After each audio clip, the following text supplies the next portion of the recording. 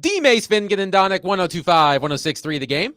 Broadcasting from the Busy Bee Plumbing, Heating, and Air Conditioning Game Nashville studios, home of the $99 yearly Beehive membership, where the buzz is always about great service. And we are presented by Bet365. Whatever the moment, it's never ordinary at Bet365. Willie Donick, Derek Mason, Adam Bingen, David Janes, and intern Emily here with you. Yes. And I'm going to start this off, Willie. Kind of like you a few weeks, what was it, last week, maybe the week before that, where you decided that you didn't want to listen to your ways. And you decided to listen to your ways and not listen to yourself. And you ended up somewhere, you ended up on the other side of town instead of coming to where we were. But so I figured out there's three things that happened to me this morning, Willie. And I'm like, okay, wow. Okay, the first was maybe I'm late to the game, but I don't use Waze, and maybe I'm late to the game, and maybe you scared me away from Waze last week, Willie, because you listened to Waze and didn't listen to yourself. So I've never been really a Waze guy. So then, I tapped in Waze. I think this was the last weekend or last week sometime, because we were going out to dinner, Cole and I. And so I had to put it. So Waze is now attached to my phone, which is attached to my car. So I'm riding down the street, coming to work. You know me when I'm driving, Willie. I got a reputation to uphold. You know what I'm saying? So, but anyway, I hear police ahead. I'm like, what's going on here? Why is it spitting out that? So I slow up. There's no cops around. I'm like, okay, fine. And I didn't pick up on it was my way. So then I'm driving down the street coming here, Murfreesboro Pike. Police ahead. I'm like, okay, I slow down, even though I wasn't really going that fast, but I slowed down because I don't like going fast right there. And lo and behold, there's a police officer sitting on there. So maybe I just discovered that and it's always been that way. But man, oh man, I love Waze. Please don't ever take Waze away. Please don't. Because if you're like me, you need Waze, okay? It helps you relax as you're driving. You need Waze, okay? So please, anybody and everybody, put Waze on your app, on your phone if you don't already got it. And if you're listening to me and thinking, Derek, we knew about Waze a long time ago. Excuse me, I am sorry. I just picked up on Waze. This segment is brought to you by Waze. So here's another one. I pull into the parking lot. I'm a guy that loves to back in. So I backed in because Adam got on me the other day because I pulled in. I had to pull in at a certain angle. I couldn't back in. So I said, this time I'm going to make sure I back in. So I back in and I get out of my car and I look back as I'm walking. I'm close to the stairs. And I look back and I said, well, you know what? By golly, who's ever next to me? I'm sorry because I didn't pull all the way in. Another car can park behind me basically. So I come in and I tell everybody that. And lo and behold, the intern, Emily, was like, that's my car. I'm like, I'm sorry. I am really sorry. So my parking is bad this morning. So I do apologize, Emily. And then lastly, to add insult to injury, I pull out my little heat pack that I like to sit on, heat pad, and it caught hold of two of Nashville's greatest. And that's Amy Grant and Vince Gill. And it broke them. Oh, no. It didn't break the relationship, people. It broke them. The bobblehead fell off their base and it broke. So Vince Gill, Amy Grant, I know you're listening because it's the best sports show in town. So I know you're listening. And Vince, you love sports. So I'm sorry, but I broke your bobbleheads. I broke the union y'all had together. I do apologize. I'll tell you who is not having a rough morning. That's Willie Donick, who has a lot to be happy about. Willie's a proud dad. Mahoney, Donick, and Denison baseball are headed to the Division III College World Series. And, of course, his beloved Commodores, the #1 overall seed in the NCAA tournament after winning the SEC title. So, Willie, I just want to say this. Willie, tell me if nobody's ever called you this before, but this weekend, I just had one of those flashes of quote unquote brilliance. And I said, I've come up with a great nickname for Willie. I'm not sure if it's ever been said. I've never heard it said. If I haven't heard it, it's new to me. Willie Dornick. Has anybody ever called you that? No, Willie definitely Dornick. not. Because he's a Commodore, Willie Okay. Dornick instead of Willie Donick. Ah, okay. Thoughts, concerns? Mm. Well, there was Questions? I had a football card in the late 70s. There was a guy on the Seattle Seahawks who was a running back named Dan Dornick. So I don't know if Dan would have any objection to that, but that there's not a lot of Donicks around. So like when I was a kid, I was like looking around. We are the only Donicks in the world. Like where are the other Donicks? Like it's not like Jones or Mason. There's other people out there, and you're like, why does anybody else have my name? But I don't know about this nickname, Adam. I just don't. Dornick. I don't think it's got like Dornick. Okay, Willie Dornick. Tap me. Yeah, I'm with Willie on this Fine. one. Again, I Like, said quote unquote brilliance. I said Willie- quote unquote Really? brilliance. Because if you say it, it's not like a nickname like Willie D or Right. Adam. I don't know what would we call it, Adam V or D Steak. Mace. AV. Oh, Steak. Steak. AV. Steak. Willie Dornick. They would think that was his last name. Somebody recently, Willie Dornick. Okay. I was picking up dinner recently, and the person behind the counter did attempt to pronounce my last name. And she, like the radio Butchered host it. back in DC, said, Vignon? I said, Right. no, I appreciate you fancying it up for me. It's Vingan. But then I was reminded of why steak stuck in the first place. So, Hey, I like Vignon. Willie, I want to give you an opportunity to gush about your baby boy Yeah. I and am the gonna Denison flex. baseball team headed to the Division III College World Series. Yeah, I'm pretty pumped about it. It's in Cleveland, and it starts on Friday. For those that saw the bracket yesterday for the Division I, and I know there's a lot of Vanderbilt, Tennessee, SEC baseball fans that are familiar with the format, because year after year, this is such a fun time of the year on the road to Omaha. And Vanderbilt got the 1 overall seed. Tennessee was able to do enough over the weekend to host the first round, which was big for them. And the SEC is by far the most dominant league in college baseball. It's not even close. If you take a look at the host seeds, I mean, it's basically SEC invitational. Mhm. The Division III is run the same way. It's just basically a week ahead or a week or two ahead of the Division I. So there are the 8 teams that are going to Cleveland, just like the Division I teams. In a couple weeks, we'll head to Omaha. There'll be 8 there, and they'll have 2 4-team tournaments, and the winners of those 2 4-team double elimination tournaments play a 2 out of 3 for the championship. So the Big Red are the 2 seed, and they have beaten the 1 seed head to head. So they got a shot at this thing. They're playing great ball, so I have enjoyed the ride for sure. So my baseball teams, man, they're cooking. They're cooking. Let's keep cooking. So Vanderbilt wins the SEC title. They defeat Tennessee 10-0 in 7 innings in the semifinal on Saturday, then beat Ole Miss 3-2 in the championship on Sunday. As we mentioned, Vanderbilt, the number 1 overall seed in the NCAA tournament. The Commodores will open against Wright State at Hawkins Field on Friday at 5. The other 2 teams in the regional, East Tennessee State and Louisville. They will also play starting Friday afternoon. So, Willie, we're going to get deep into Vanderbilt today. Mike Mancini is going to join us at 11:40 to preview the start of the College World Series tournament for the Commodores. But generally, your thoughts on the group that Vanderbilt will have at Hawkins Field on Friday and just the overall landscape of the College World Series from a Vanderbilt perspective. Vanderbilt traditionally has played very well in Hoover. One of the things that Tim Corbin has, I think, envisioned since he's gotten to Vanderbilt is he knows that in Omaha, it's a pitcher's park. It's a big park. And it's very similar to how the park plays down in Hoover.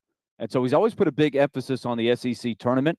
He's also got a park in Hawkins Field that is a little more pitcher friendly than some of the parks. It's not quite as cavernous as Hoover or Omaha, but he's got his team playing the way he wants them to play. They're hitting for more power, but they're playing a really good all-around game. They've got the pitching, they've got the defense, and They're moving runners. They're just in a good groove right now, and they're hoping they can just do it. Keep it right along. They've earned the right to play at home. I would say with the bracket that they got, the number one thing that's going to jump out to everybody is that Louisville is being sent to Nashville. If you look back in the last 10 to 15 years, they have played Louisville a ton of times in the postseason, either in a regional at Louisville, a super regional in Nashville, or actually in the College World Series. It's happened a bunch of times. There's a huge rivalry. They also play, for those that don't know, every single year during the regular season. And Louisville actually beat them a couple of weeks ago in a midweek game. So that's the team to watch. Wright State is a very good program that has traditionally a lot of kids from the Nashville area that have gone up there to play. It's in Ohio. So they've won a lot. They've probably got an older team. If I know the makeup, they came to Nashville a couple of years ago, so I got familiar with Wright State's program. So it's a program that's used to winning, and East Tennessee State has had a great year as well. But obviously, when you're the number one overall seed, if you play your game, you're going to have a great chance to win. They would then be matched up with the Southern Miss regional. Southern Miss is one of the few non-SEC teams to host the regional, and the SEC Bear that's in that bracket is Alabama, who came to Nashville a few weeks ago and really probably walked out of there feeling like they should have won the series. They were up 7-2 in the rubber match on Sunday with 2 outs and nobody on in the 8th inning, and that was one of Vanderbilt's magical games. But first things first, these teams have to get it done this weekend. As you mentioned, Willie, SEC schools were awarded 8 of the 16 regional sites for the NCAA baseball tournament, tying the record it set in 2023. And if Vanderbilt wins the Nashville Regional, which I know that Willie does not like to get ahead of himself, but if Vanderbilt wins the Nashville Regional, they will take on the winner of the Hattiesburg Regional, which includes Southern Miss, Alabama, Miami, and Columbia. Now, Derek, as you were... Will Brett Favre be involved in the the regional? Will he be throwing out the first pitch, or is he laying low this week with that documentary out? I'm not sure he's going anywhere. Yes. but Derek, after Vanderbilt won the SEC title by mercy ruling Tennessee on Saturday, because it only took 7 innings to win 10-0, and then winning against Ole Miss 3-2 to claim the championship, you wanted to give Tim Corbin his flowers. And we're going to talk about how Vanderbilt bounced back after a down 2024 season. We'll talk about that later this hour. But you made a point to text all of us as we were watching those games that you think Tim Corbin deserves major props for what this team has accomplished this season. Yeah, I don't understand this, and get it. Vandy, have they, won the championship in the last couple of years? No. But I do recall not too long ago, he did win the national championship. What was it, 3-4 years ago, somewhere around there? They won it in 2019, and then they went back in 2021. Knocked out 2020. Mm-hmm. 2021, they were 1 game away. Mississippi State beat them 2 out of 3 in a great series. So you're talking about a head coach that has had his team in the tournament over and over 19 and over consecutive and over 19 again. Consecutive NCAA tournament appearances for Vanderbilt. Exactly. So this man has won championships. This man not only has he's won 2 of the last 3 SEC championships, but he's won national championships. He's had great pitchers that have went on to play in the major MLB. He has had great players. I mean, you can go down the list of the things that Tim Corbin has been able to do in this sport, and not many can stack up to him. So when he seems to be having a down season or 2, then everyone wants to pot on. Why? Because of what UT is doing. And listen, I get it. I understand that Tony Vitello is doing a great job, but let's make no mistake here. Since Corbin has been at UT, they've dominated. Been at Vandy, they've dominated UT. They have throughout that series since Corbin's been there. They have I think it's like a 42-31 record against. Now, I get it that Tony and his team has been able to, dominate Vandy for the last couple of years. But make no mistake about it. That doesn't mean that Corbin still isn't at the top of this game. That means that Tony Vitello, like other coaches, have used the portal to their advantage. And they've used NIL. And there's nothing wrong with that. I'm not telling UT fans there's something wrong with that. Tony understands that, hey, listen, if I want to get my program jump started again, I need to go out and I need to recruit these and give the guys their money. And they've won championship. They won a championship, and that's cool. And they are a good team, good program. But let's make no mistake. Just because UT has had Vandy's number the last couple of years prior to this year, make no mistake. Corbin is still the top coach in this game. He is. And until he consistently starts losing, I'm going to think that always. This man took a team that is not the greatest team. They're not. They are a well-balanced team across the board. You look at the stats across the board, they are a well-balanced team. They don't have the greatest pitchers. They don't have the greatest hitters, but they have a great coach that knows how to coach this game. And he's adapted a little bit to NIL. But you know what? He's doing it his way, and he's still winning. We're changing the narrative on Coach Corbin is because of what Tony has been able to do at UT up the street. Don't let his success diminish Coach Corbin's success, okay? He ruled this team this season. That is an embarrassment. And I said that. I think that was a statement like, listen, y'all say we gone? Okay, keep on saying it. And I'm not saying that they're going to win the national championship. I'm not. But what Coach Corbin has been able to do since he stepped foot on Vandy's campus is nothing short of greatness. So when he has a down season or two that we consider down, don't just throw this man out to pasture. He's still a great coach. You said the same thing about Nick Saban. And what happened? Saban came back and won a championship. 615-737-1025. Your thoughts on Vanderbilt, the number one overall seed in the College World Series. The Commodores open tournament play on Friday at Hawkins Field against Wright State. 615-737-1025. But coming up next, how did Vanderbilt bounce back after what we consider, based on history, a down 2024 season? We'll break that down coming up next. 615-737-1025. This week's Nashville's Best Deal of the Week is 312 Pizza Company in Germantown. 312 Pizza Company serves the best pizza in town, as well as Chicago-style eats like Chicago dogs, Italian beef sandwiches, and more. Head to thegamenashville.com/deals to get half off a $30 gift card to 312 Pizza Company while supplies last.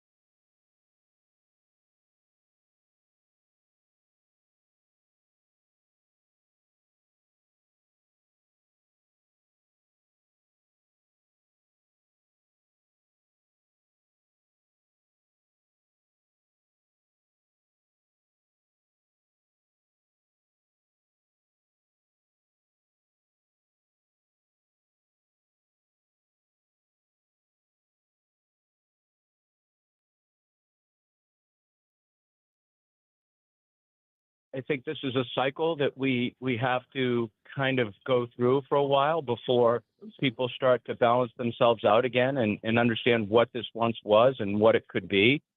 I think at the root of it, it is about building relationships and trust so you're able to teach and move these kids forward. You don't get to do that in a 1 year period. You can do it in a 1 year period, but that's more of a rental situation where you're renting a player for 6, 7 months. God knows what that academic curriculum looks like too within those time constraints. I think you look at you as an example, basketball player, right? Baseball player.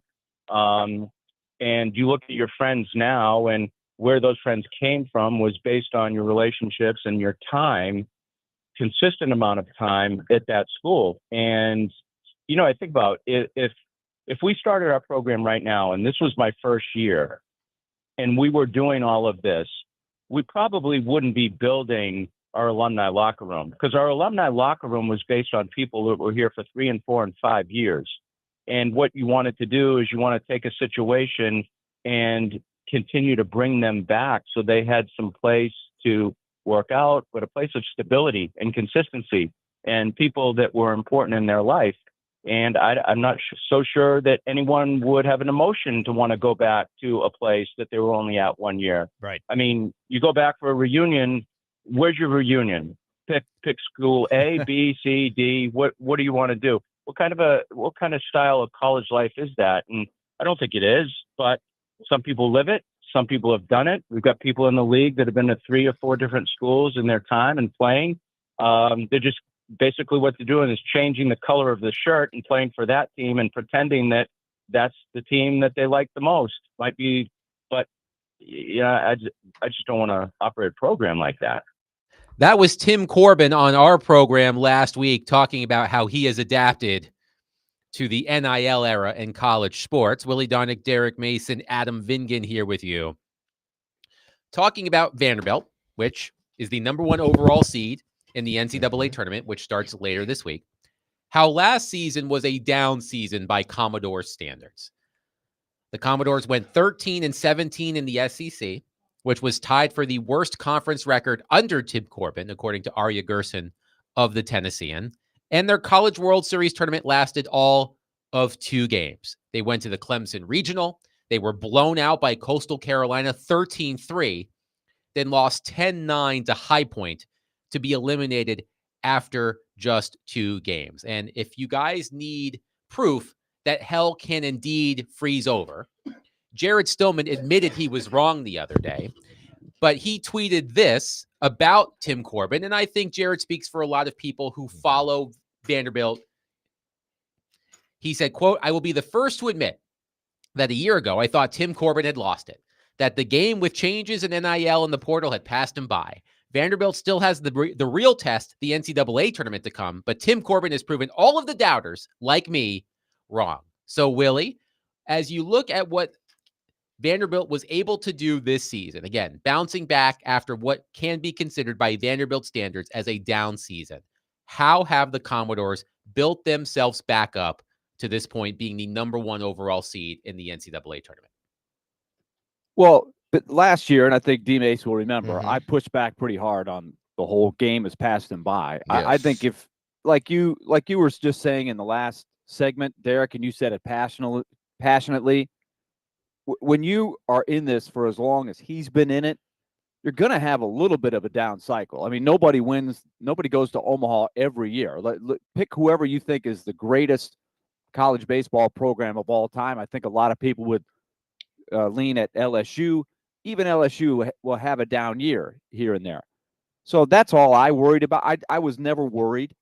What I do think was happening, and you heard Tim Corbin talking about how much he believes in the model of recruiting high school athletes and developing them for 3-4 years in Nashville and building a nucleus and a culture where kids want to come back. They've got a pretty legendary, he referred to it, a locker room where everybody is welcome. And it's pretty cool who the who's who guys are, the Sonny Grays, the David Prices, the guys who would come back every year and train before they went to spring training.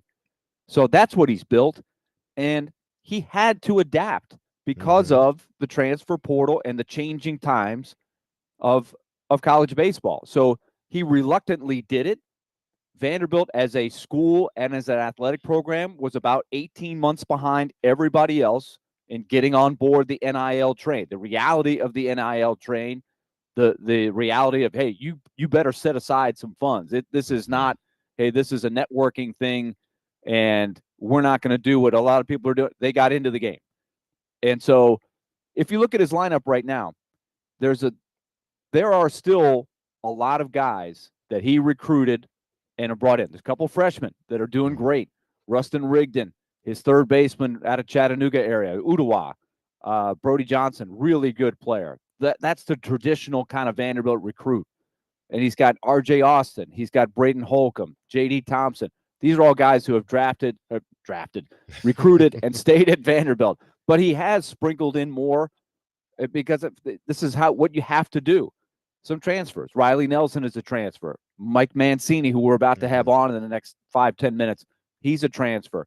2 of his starting pitchers are transfers. His closer, Sawyer Hawks, is a transfer. So he's adapted, and he had to adapt. But great coaches figure it out, but no coach is great enough to be dominant every year, especially in a league as good as the SEC. To me, he's baseball's version of Dabo Swinney. A guy that is trying to fight the NIL or is trying to not, succumb to, everybody else. He wants to do it in his own time or in his own way. And Dabo had to struggle for a minute there, but now it seems like, he's gotten his program, on the uptick. And why? Because he's still been able to do it his way, but he has had to play in sort of the pool that was built for everybody. And that is what Corbin is doing from a baseball standpoint. He is the guy that loved the way it was, loved, like you said, Willie, he loved the building of relationships. He loved for guys to come back and be welcomed. And, just so have it, he's had some of the greatest pitchers that have went on and pitched well in the major leagues and have made a lot of money. So they've come back and they've donated to what they have now in regards to the baseball facility. But Corbin has been able to do it his way, all while like Dabo Swinney, knowing that eventually I have to get in this pool and play.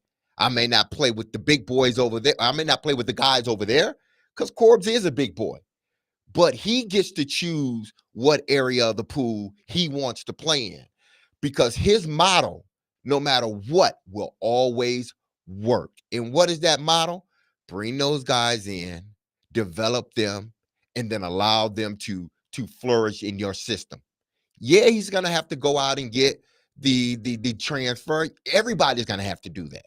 But I think the base of what he's doing or the foundation of what he's doing is always going to remain the same. That's why Corbin, even though he may have what we consider a down year or two, he's always going to eventually get back to the top. We got to understand, he could have been in the World Series or runner-up 3 years in a row. 19 they won, 20 was COVID, and then 21 they found themselves in the College World Series runner-up. So essentially, this team could have had back-to-back, and I know they didn't do it in 21, but they could have had an opportunity to win back-to-back championships. But because of COVID, they weren't able to. So to sit here and say that Coach Corbin is sort of losing it, or maybe the game has passed him by, we are a microwave society. If it's not ready right then and now, we throw you out the pasture. That's why when you look at the great coaches, whether it's Nick Saban in his sport, it's Corbin in his sport, or in basketball, name somebody. I don't know. Name somebody. UConn's coach, Dan Hurley.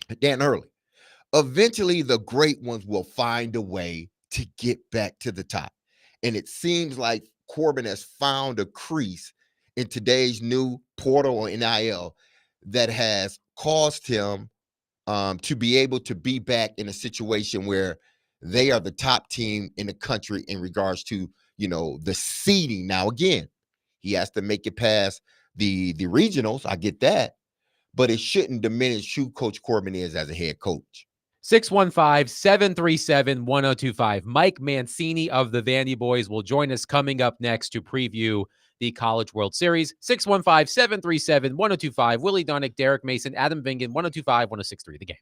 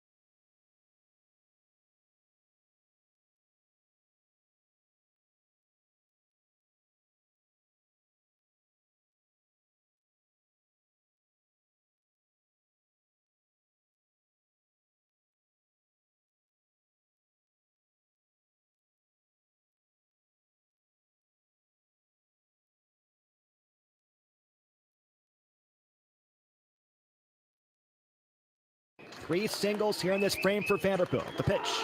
Shows bunt, lays it down. This goes first base side. Barzey's going to score. Picked up by Curley. He flips off to first base. It goes over Fisher's head. Humphrey goes to third base. He slips. He stops. He goes back to the bag. Mike Mancini down to second base. Little razzle dazzle for Vanderbilt here in the bottom of the second inning. They go with the safety squeeze. They score Barzey, and they get two in scoring position as the flip from Curley flies past Fisher. A little Andrew Allegretta for us. Speaking of Mike Mancini, he is on our phone line, driven by WilsonCountyHyundai.com. Mike, thank you for joining us, and congratulations to you and your teammates on earning the #1 overall seed in the NCAA tournament. I would love your scouting report on the Nashville Regional. You open against Wright State on Friday, East Tennessee State, and Louisville as well. What's your overall scouting report on your potential opponents? Yeah, we're excited. Selection show yesterday was a lot of fun. Got all the guys together and some fans as well. We're just we're getting ready to head to practice here pretty soon, so we're kind of going to learn more about Wright State and what they have planned and the kind of scout report there. But we know we're playing Wright State on Friday. The team's excited and we're ready to kind of get it rolling and start this regional up in Nashville.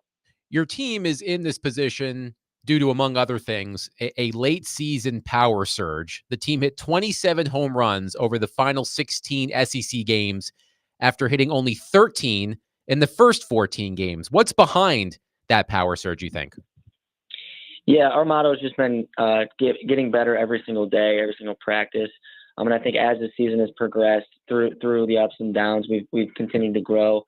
Each practice we kind of seem to get better and better. And as the season goes on and such a long season, the guys have been able to get closer and closer. And I think that's kind of been what's helpful to us. Just continuing to kind of grow the camaraderie around the guys. Practices have been great, and I think as the season progressed and we started to get into playoff baseball, the guys have all just kind of been prepared, and we've been working towards this moment. So I think it's starting to show a little bit. We're talking to Mike Mancini, who has been playing some great baseball for Vanderbilt as they get ready for the NCAA tournament. Mike, I'm curious. We were just talking about how the game has evolved, but balancing that with Vanderbilt's tradition and baseball culture. You're one of the guys that has transferred into the program. I'm curious what you noticed about the culture when you arrived and how some of the guys that had been there for a while, and obviously Tim Corbin's been there for a long time, what you inherited. How did they bring you in? Yeah, they brought me in with open arms. As a transfer student, you kind of almost seem to go back to being a freshman for a little bit. Like, you're not sure, if the guys are going to bring you in, how the team is going to react with a new player. With the whole portal nowadays, everyone kind of going in and out. But when I stepped foot on campus, immediately every single guy that was here before, coaches, staff, just welcomed you with open arms, and you almost felt like you've been here the past 2 years leading up to this year. And it's been special. Vanderbilt is historic, and I think it's largely due to just the group of guys and the character that everyone has here. Everyone seems to have the character that matches each one's personality, and we've been able to get along so well. And Coach Corbin does a great job at just teaching us a lot more than baseball and a lot about life, and I think that kind of carries over as well onto a team. Mike, how in this day and age, it's so much more common than it was even 5 or 6 years ago for somebody to transfer like yourself. How tough a decision was that for you to leave James Madison, where obviously you were doing really well on the team? You had a good team. Yeah, it's extremely tough. It's definitely one of the hardest decisions I had to make in my life. But a couple coaches left, guys were graduating, getting drafted, stuff like that. So didn't know what the team was going to look like the following year. Talked with coaches, family, supporting people in my life, and felt like it was the best decision. And you never know. It's kind of the fear of the unknown every time you kind of make a decision. But I think that's the enjoyable thing about life is you never know what the future is going to hold. But holding close to your faith has been huge for me, and I couldn't have been asked to be in a better position. And where we are right now, it's special, and I'm definitely glad I made this decision. You're a very versatile player in the field, just like a lot of players that Vanderbilt recruits. And it seemed to take a while for everybody to sort of sort out their role. I know you were injured at the beginning. There was a couple other guys banged up, but it now looks like you guys have that continuity up and down the lineup that really gives you guys confidence. Yes, 100%. And I think that's kind of the thing we knew all along is the beginning of the year. I think, half this team is transfers and freshmen. The other half are guys that have been here for 3 or 4 years. So you knew it was going to take a little bit to kind of, connect and really get everyone's personalities, alike and opened up. And I think as the season goes on, that's kind of just something we preach. Like, we knew we were going to go through peaks and valleys, and we were able to kind of get through that because we kind of all just believe that, as the season progresses, practices kind of ramp up, you're going to be with the guys every day. And we do a great job at and not just being together at the facility, but, eating out together, watching sports games. We have a great facility as well. And we have a catering room, and Amy does a great job at hosting, Super Bowl March Madness. So guys are always together, what feels like 24/7. So a couple months fly by and now you got 40 brothers instead of teammates. Mike, they showed a clip in the game on Sunday for the championship of you playing in the Little League World Series. And I hadn't thought about it watching you, but I remember watching that because it was against Goodlettsville. And I have a son that's close to your age. And so I can remember watching it. He and I would watch it. And Goodlettsville, of course, there's a lot of local players here. Has anybody during the course of the season come up to you? Because you guys beat Goodlettsville. You guys won the whole thing. I know you remember it very vividly. What a unique experience that was. But is anybody giving you a hard time about knocking off Goodlettsville in Williamsport? No, funny you say that. They always bring up the shake off video. That's kind of where everyone seems to know me as, and I always kind of have to remind them that we did end up winning it the following year. But there's a couple viral clips out there from the Little League days. But yeah, I think it's funny because when I came here, I kind of made the connection of Goodlettsville, and I just remember Goodlettsville was such a great team, and their coach Joey Hale. He kind of stuck in my mind, such a great person. And I think he's actually pretty close friends with Coach Corbin as well. So it was pretty neat to kind of make that connection. And, I make sure to show a couple of the clips with me striking some guys out here at the facility just so they don't knock me too much for the shake off. What's the best memory that you have from Williamsport? Obviously, you guys had a lot of success there, but what do you take away from it? Yeah, it's kind of funny because as a 12-year-old, you don't really know like what you're doing. You're kind of just playing based on being able to kind of look back because it's all on YouTube and ESPN Plus and stuff, and being able to kind of look at you were playing in front of a huge crowd, and I think the coolest part is those are guys all from your hometown. You grow up with them, pretty much you're with them every day. We all live fairly close to each other. And I think that's kind of special as we grow up and everyone's kind of off at different colleges. We're still able to connect and have reunions for the Little League World Series. And, obviously my father was the third base coach. So being able to share that moment with him is special. And I'll definitely carry that forever. Mike Mancini is with us. Mike, it's a well-told story. You guys took a while to hit your groove. There was a couple of turning points, maybe the Oklahoma series. Tim Corbin was talking about needing to win that third game at Ole Miss. You guys have had a lot of drama here, some great wins. What in your mind was the key to having everything come together? Yeah, it's a great question. I think there's a bunch of different keys. Obviously Oklahoma was a big one for us. We lost those first two games, and we had a team meeting, and we were able to kind of just almost kind of hit the reset button. We knew kind of what we needed to do, what we wanted to do, and how good we are. And we just kind of hit that reset button. We didn't panic, and we were able to take that game Sunday. I think one of the biggest things that I kind of think about is Alabama when we were down in the ninth and we hit a walk-off. I think as a team, once you do that once, the belief you can do it 100 times, doesn't matter what the score is, it's always going to be there. And I think that when we were able to beat Alabama being down in the ninth, it gave us a lot of confidence that we're never out of any game. And all you need to do is once you did it that one time, we continued to do it again. We ended up walking off Alabama again, and then Kentucky twice. So I think it definitely takes a little bit of luck, but a lot of hard work. And this group and its belief system has, I think, really been what kind of has brought us through, the peaks and valleys of the year. One more quick one here, Mike, before you got to run. I know you guys have practice here, but everybody's really been fascinated with Connor Fennell and his unique style, the way he goes at guys. He works quick, and he's got that unique skill set where he doesn't throw particularly hard, but he's got that nasty changeup. When did you realize that he was something pretty special here? Like in the fall, did you face him? Like he's different than most guys. Yes, he is. He's funky. He's got that long wingspan. He's, like you said, he doesn't throw hard, but he can hit his spots. And I think we definitely saw some of that in the fall, especially with how fast he works. It just makes your brain kind of speed up, and you're not able to kind of, focus on one pitch. You're just so worried about, why is he moving so fast? How do you stop this? And he's been able to do a great job. His work ethic is huge. He's such a very, laid back, like calm, like he's always kind of, energetic. but not like, nervous. And I think that is kind of what, helps him. His confidence really, really takes him a long way. He knows he doesn't throw 100 like most of the guys in the SEC, but his confidence is he believes he throws 100. And, guys that face him, it looks like he does. So we've been so fortunate enough to have someone like him. And, he makes the game fly by, just how fast he works, and it helps our offense get back in the dugout and not on our feet in the field so much.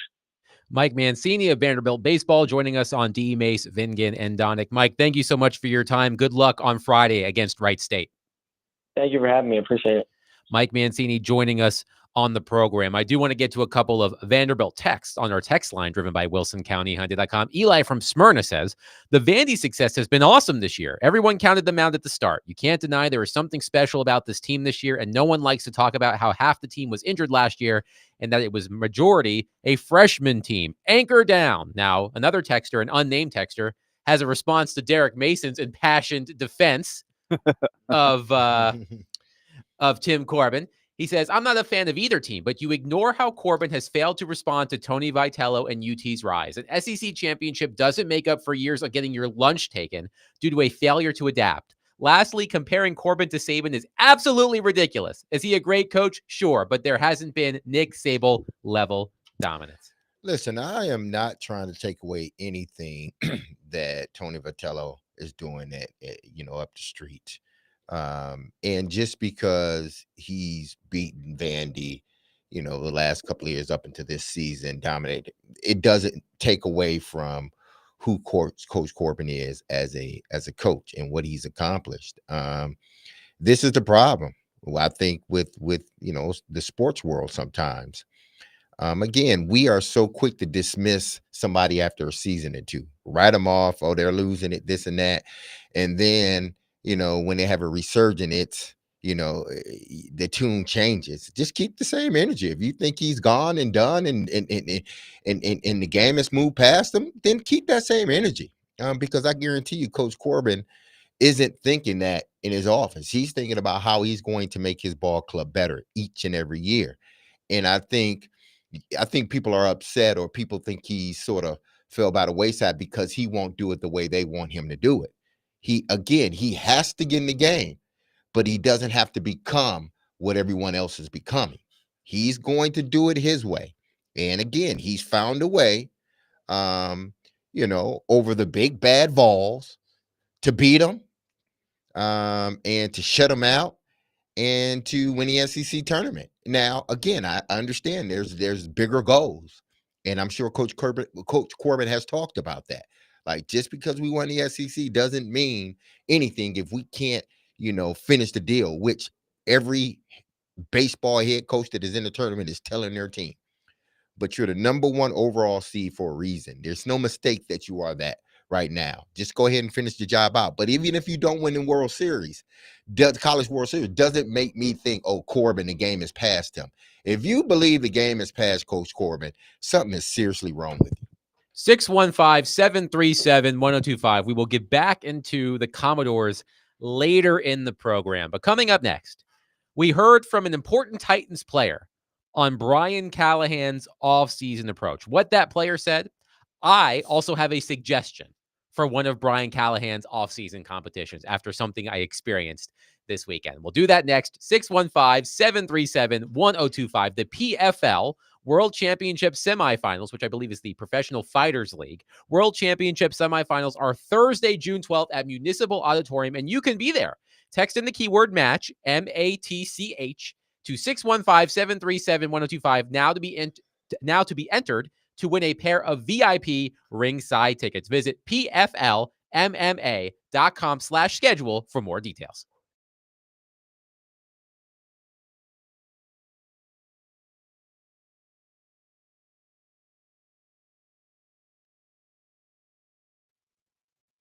Hey, time to tell you about Loan Pronto. Our thanks to Mike Mancini of the Vanderbilt Commodores. Let me tell you about Loan Pronto as we transition into our next hour here on DVD. Loan Pronto wants you to call them right now if you are looking to use your home equity to power your financial needs. What could that be? Could be credit card bills, could be tuition payments, could be car payments. It could be a home improvement project. So Loan Pronto has the tool. They have the engine for you. If you're struggling with high interest debt or you're looking for cash to fund a home improvement project, you can get a free instant home appraisal in just minutes and see how much cash you can get today. Loan Pronto is A+ rated by the BBB, and they have nearly 2,500 five-star Google reviews. Here's the phone number, 615-499-5780, or go to loanpronto.com. That's 615-499-5780 or loanpronto.com. We're talking about the rapid equity loan. Get debt relief now. Loanpronto.com. Equal housing lender, NMLS 166-1781 on approved credit, NMLSconsumeraccess.org.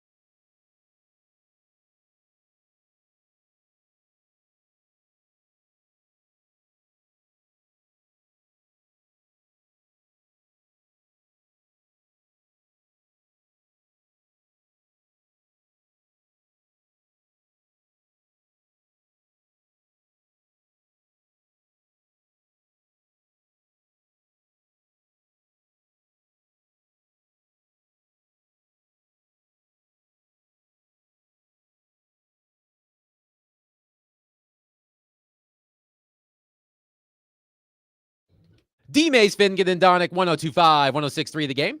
Broadcasting from the Busy Bee Plumbing, Heating, and Air Conditioning Game Nashville Studios, home of the $99 yearly Beehive membership, where the buzz is always about great service, and we are presented by Bet365. Whatever the moment, it's never ordinary at Bet365. Willie Donick, Derek Mason, Adam Vingan here with you. Before we get to the Titans, I do want to read one quick text on Vanderbilt from Scott. Scott is responding to the other texter who was critical of Tim Corbin. Scott says, failure to answer Vitello's rise, LOL. Just went 3-1 against them, run ruled them, and won 2 SEC tournaments the last 3 years and got the overall number 1 seed. That's not an answer? LOL. Get out of here. Just let thing speaks for itself. We're going to talk about Vanderbilt and Tennessee to start the third hour. And I'm not trying to throw any, shade at UT's way, because Tony Vitello has been great, but don't diminish Coach Corbin's record or what he's been able to do and what he's still doing, just because Tony V has his team on the upcoming. So we spent a lot of time excuse me. We know what you meant. Yes. We spent a lot of time last week discussing Brian Callahan's approach to the offseason. How he has split up the Titans into 8 teams and they compete on the field after practice as a way to drum up competition during the offseason workout. And we've heard from some players talk about it. We played Tony Pollard's cut on it from last week. We've heard from Calvin Ridley. Calvin Ridley, if I recall correctly, was hosting his football camp over the weekend. And Calvin Ridley was asked about Brian Callahan's offseason approach. This is what Calvin Ridley had to say. I've been on teams that we're not connected. I just show up and I go home. It's got to be connected. That's how those teams are winning. Those teams that are winning, they're friends, they're brothers, they're homeboys. They eat together, they hang out, they go hang out with each other. If you don't have that, I don't think not one team has won the Super Bowl that didn't have that. I bet you the Eagles, they were friends. I bet you they were boys. I bet you they hung out. And that's all Coach Cali is doing. He's trying to make us be boys and homeboys, or whatever you want to call it, brothers, before we get into camp, where we could just separate ourselves from each other. You want to bring the team together and do team competitions. All we're doing is competing. We're competing in everything we do at work right now, and I think it's great. So that was Calvin Ridley over the weekend. Now, Derek, you've been telling the people exactly what Calvin Ridley just said. But it seems like a lot of those same people still think that Brian Callahan is doing a silly little Disney/summer camp style competition to try to get his team together. But then you hear Calvin Ridley, the team's number 1 wide receiver, put it in plain English, what this competition means to him and what it could mean for the team. And I feel like you feel that your thoughts are validated. Yeah, I mean, listen, I started it off last week, or I think I ended it with Michael Jordan was the greatest of all times, not because of his skill. A lot of guys in the NBA had skill. Magic Johnson, Larry Bird, Isaiah Thomas, George. I mean, anybody that played before him, LeBron James, all of this stuff. But you know what made Michael Jordan the greatest of all time? Because Michael Jordan competed at who can drink their water the fastest. He's one of those type of guys that would compete at who drinks the water the fastest. Guys that love to compete. I didn't love football. I didn't. I love to compete. I love competition. It was just, that was the avenue that God blessed me with, the ability to play that sport. But make no mistake about it, I competed when we played checkers. I competed when we played cards. I competed when we were playing, in the street football, when we were playing with 2-liter plastic bottles or my sister's teddy bear. We competed. That's what Coach Callahan wants from this team. And for those that think that, this is, you just don't understand. Like, And I hate to be that guy that says you didn't play, so you don't understand, because I know that it's more than just about playing. Some people don't have to play, but if they're in it, around it long enough, they get a sort of sense of what it's like. For those that have been around it for the last since 1997 and beyond, I mean, after, and you've really been around it, and I'm talking about those that are on television, those that speak on these mics, you know that competition is the essence of a team. You compete in everything you do. So you shouldn't look at this as, oh, it's some kid thing or some middle schoolish thing. You compete with everything you do. We compete on the radio. Everything that we do is in competition. It's good-hearted, lighthearted competition, but it's competition nonetheless. It's not that I dislike you. We just want to be better than everybody. What's wrong with that? What's wrong with Brian Callahan saying, hey, listen, we are going to make sure that everything, once we walk into this building, everything we do, we're going to compete at it. Because you know what happens then? Competing begets competing and more competing. And it goes from the classroom to the football field to the game, where you're competing at every aspect. Tom Brady's great. Why? He doesn't have the strongest arm. He's not fast at all, but he competes his ass off. That's one thing. No one can ever say Tom Brady didn't compete. Even on his team, they'll tell you he was A1 competitor. That's what he was. So I don't understand people. The Titans have been bad for 2 years. Let's try this. It's like y'all screaming about how bad this team is and how dysfunctional it is. And then when the coach say, this is some of the things we're going to, oh, that's high schoolish. That's middle schoolish. Nobody does that. Yeah, there are a lot of teams that do it. We did it. And I'm talking about starting from 97 till I retired in 2010. So people don't, when you're listening, form your own, sort of, how you feel about this. If you are a competitor, you've been a competitor, you understand the reasons why he's doing this. If you don't care anything about competition, then you see this as childish and high schoolish. But in actuality, one is team building. Two is competition. Competition breeds team building, or team building breeds competition. Whichever one you want to put first. But there's nothing wrong with what Callahan is doing. Nothing at all. You said it well, D-Mace. I agree wholeheartedly. Like we talked last week, I've had my experiences with similar types of systems day in and day out at practice and games where you reward competition, you reward hustle, it's team building. All that is intangible, what you see out of it, but I think that it has a value. You can't put your finger on it, which is why if you're a fan from afar and a team has struggled, which is what the Titans are right now, they're a struggling franchise, people are going to be skeptical of everything you do until you start winning. And then when you start winning for a while, they'll believe in anything you do until it goes wrong. So that's just the nature of how it goes. So I get it. That's why people are questioning this, but I believe 100% in the method behind the scenes of how you do it. And by the way, speaking of competitors, a shout out to Tom Brady for getting in the back of the Indy car. I don't know if you saw that. Michael Strahan was actually driving one of the cars, the pace car, I think. And then Tom Brady was in the back of an actual Indy car where the guy was just roaring around the track. I got a chance to do that years and years ago to see what it was like to drive at that kind of speed. Holy cow. The only race I watched this week was the Weenie 500, which was when the Oscar Mayer Wienermobiles raced around Indianapolis Motor Speedway.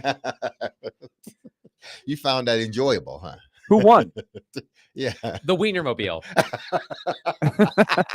The Weenie Bus. At one point, the announcer said something like, "Nobody likes a slippery wiener," or something like that, while describing the action. I'll have to find that clip for David to play at some point. But before I do want to talk to Derek about Calvin Ridley, the player. But I do have a suggestion for one of these offseason competitions for Brian Callahan. If he's looking for something to freshen it up, his competition should be chasing around. His players need to chase around my 3-year-old at one of those indoor play gyms, which is what I did.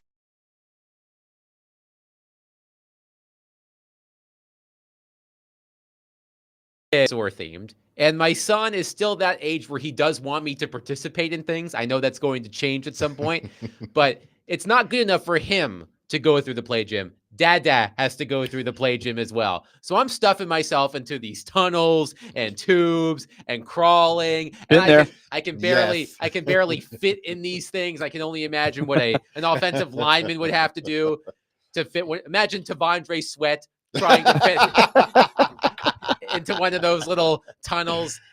I was beat up after this thing, man. I've got bruises on my knees and my elbows from crawling in this. So if Brian Callahan has if he needs a suggestion, I suggest your players chasing around either my son or their child in one of these indoor playthings, because it's a workout, Team building. man. Yeah, it's team building.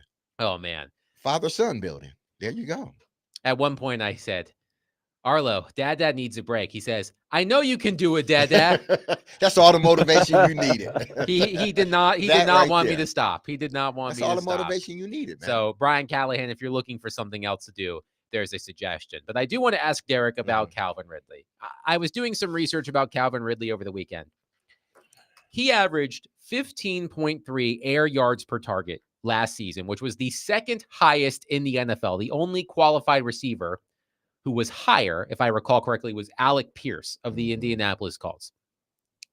Ridley was targeted 27 times on deep passes, which means the ball traveled at least 20 air yards. 27 targets on deep passes. The next closest Titans receiver was Nick Westbrook-Ikhine with 8. Now, I know Ikhine had multiple long touchdowns, but they were more catch and runs versus Will Levis or Mason Rudolph airing the ball out. So the Titans absolutely need another receiver who can stretch the field so that Ridley's not the only deep threat. I wonder if it could be DK, because DK has, if I'm not mistaken, the fastest 40 time among the Titans receivers. So I'm just thinking, what are some ways that the Titans can find someone else who can stretch the field, because Calvin Ridley was their only deep threat last season? Yeah, he was. And listen, it's hard when you are the lone guy, and teams are finding ways to take you out the game. And some days you may have a good day, some games you may have a not so good day, but it's always going to be sort of an up and down if you don't have that bona fide number 2 guy. Calvin Ridley is a damn good receiver. He is a number 1 receiver in this league. I think what happened with him last year is they didn't start off when I was saying, he needs to, that need not be his excuse. That should never come out of his mouth. They need to be on the field more. All this stuff that I was talking about that other people were saying, no, he doesn't this. And I'm like, I am telling y'all, because I've been there. When you have a new quarterback, y'all got to build that rapport very quickly. And the league don't allow for it, because they, instead of giving you more days, they've taken days away, all because of you wanted those days taken away. And now these are the things that sort of you don't benefit from, is a guy not having the time that he needs with a young quarterback. So it took them a minute to sort of build their rapport. They end up building it. Quarterbacks get benched, and then Rudolph comes in and he builds a rapport with him as well. What Calvin Ridley has been able to do, see, people don't understand this. He's been able to adapt to both quarterbacks. Every receiver can't do that, and anybody that hasn't played that position, you can't tell me that they can. Every receiver can't do that. Only a few receivers, like a handful of receivers, that can adapt to each quarterback in a given season, one given season. We know who the top guys are. They adapt. But when you look at Calvin Ridley, you say, oh, he is a number 1. He had to adapt to 2 quarterbacks that frankly were not starting quarterbacks. He's played with 2 non-starting quarterbacks and still has been able to go out there and be a bright spot on that offense in the passing game. Get a better offensive line, get a better quarterback, which I believe they do have now in Cam Ward. and Calvin Ridley will become that number one guy that we saw in Atlanta. And He Derek, will be that guy. and you said previously that if you were Calvin Ridley, you would be attached at the hip Oh yeah. to Cam Ward. Oh yeah. Anytime that Cam Ward has a football in his hands, Calvin Ridley needs to be there. Yeah, because you have a young man right now that some of his success is tied to you, and they're banking on you. The organization is banking on you to help this young guy. So if that is indeed the case and you understand that, and I believe Calvin Ridley understands it, you need to be on the hip of Ward. If Ward's here in Nashville, you need to be here in Nashville. If Ward's throwing in Nashville, you need to be there to catch the pass. If Ward says at 11 o'clock in the morning, hey, listen, I know it's Saturday, man, let's get a couple of throws in. All right, let's do it. Let's take 30 minutes out of the day and get some throws in. Anything you can do to help this young quarterback once he steps foot on that field opening day, you need to do it as a receiver. There's no excuses now. But I do believe that because of what Calvin Ridley has been able to do with the two quarterbacks that he had last year, the offensive line that wasn't good last year, and him being truly the only deep threat that they have, the more time he spends with Cam Ward, the better that offensive line gets. And if one of those guys can at least step up, maybe two can at least step up, you're going to see more of the Calvin Ridley that we saw, or at least I saw in Atlanta, than what you've seen. And he's been a good receiver, but I think you will see what you saw in Atlanta. He was just scratching the surface in Atlanta. If you watched him, he was just scratching the surface in Atlanta. And then unfortunately for him, injuries and all this other stuff happens. And then now he has to start over.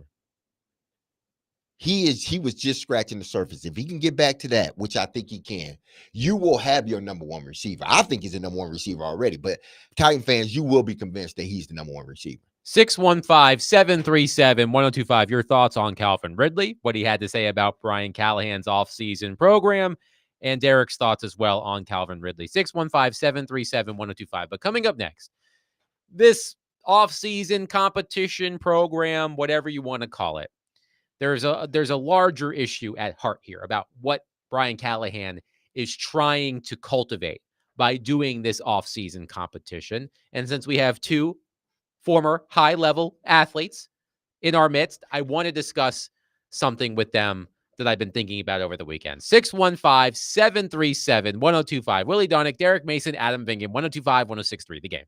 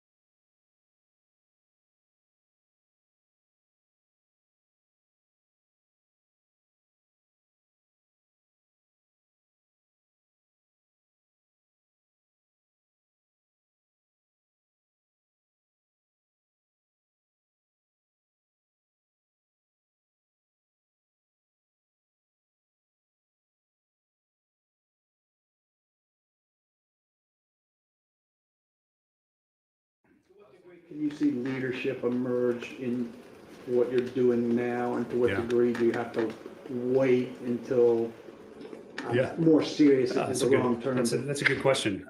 It's something that we've really put a lot of work into. What I mean by that is it's an emphasis for us as well. Just like we emphasize trying to eliminate those negative plays and our execution, there is a leadership emphasis. And part of the reason I did what I did with our dividing our team up into teams is now they're all accountable to each other on that team. There's a leadership that starts to grow because now each team has a captain and an alternate, and now you've got more people in leadership spots. One of the things I think is unique about the process is it allows those guys to start to find their own voices, and it's not about an offense versus defense. It's much more of a holistic team approach to it. We encourage these guys to spend a lot more time together, both in the building and out of it. It's been a focus for us, and I think you can develop leadership. I don't think leaders are necessarily just walk into a room ready to lead. I think there's skills you have to learn. You have to have the communication as a leader. You have to know your teammates. We spend a lot more time trying to get to know each other on a level that I think is going to be beneficial to fostering more leadership for more people. One of the things I tell our team all the time that I think is really important is a lot of times you ask people, how do you lead? And most people say, I lead by example. And my retort to that is there's really no such thing in pro sports. Leading by example is the expectation. That's your job, to be on time, to do what you're supposed to do, to work hard, to study. That's part of that's in your contract, And so my challenge to our team this year was to do more of the things that require bringing people with you, making other people better. And so leadership is something that we talk a lot about. It's a focal point of our off season. And the idea is that you develop a team full of leaders, and everyone has different styles. But it's something that I think the more people you have that are comfortable in those roles and understand that it's more about, how you interact with people and how you make people around you better. That part of it, I think, is something I'm excited about. So that was Brian Callahan talking about leadership. And the purpose of this creative off-season program for Brian Callahan is to help develop leaders. Because I think we would all agree that the Titans had a leadership problem last year, or at least a leadership void last year. I was reading an interesting article on A to Z Sports by Easton Freeze, talking about how a lot of those natural-born leaders who were there during the Mike Vrabel era, including Mike Vrabel, they're gone, right? Ryan Tannehill, natural-born leader, gone. Derrick Henry, gone. Kevin Byard, gone. Harold Landry, gone. Mike Vrabel, gone. And no true, at least to me, no true leader emerged for the Tennessee Titans last season. Now, when you think about which players should be leaders on the Titans, you might go to Jeffrey Simmons, right? Successful player, big money contract. But I don't think it's unfair to say that Jeffrey Simmons is not a natural leader. At least that's what it appears to me on the outside. We can always recap what happened that one fateful day at training camp when he got into an argument on the radio. But the question I have for Derek and Willie, I'll start with you. But Derek and Willie were both high-level athletes. Derek, of course, storied NFL career. Willie played baseball, played basketball at the collegiate level. They've been parts of teams for a very long time. Can leadership be taught, or must it come naturally? Because I'm hearing Brian Callahan discuss how he wants to develop leaders, but I'm wondering if it's something that's innate. If it's something that you have to have. It's like, Willie, it's like what you like to say. You have to have it, right? Like, I'm wondering if Brian, I admire Brian Callahan attempting to do this. I'm just wondering if leadership is something that can actually be taught, or you either have it or you don't. So, Willie, how would you answer that question?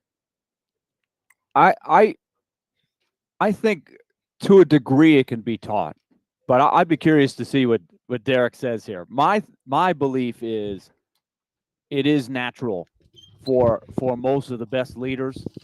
You have it in you, and I think you can improve a lot on what Brian Callahan is trying to teach. Right, you're trying to preach what it's good, what's important about being a good teammate.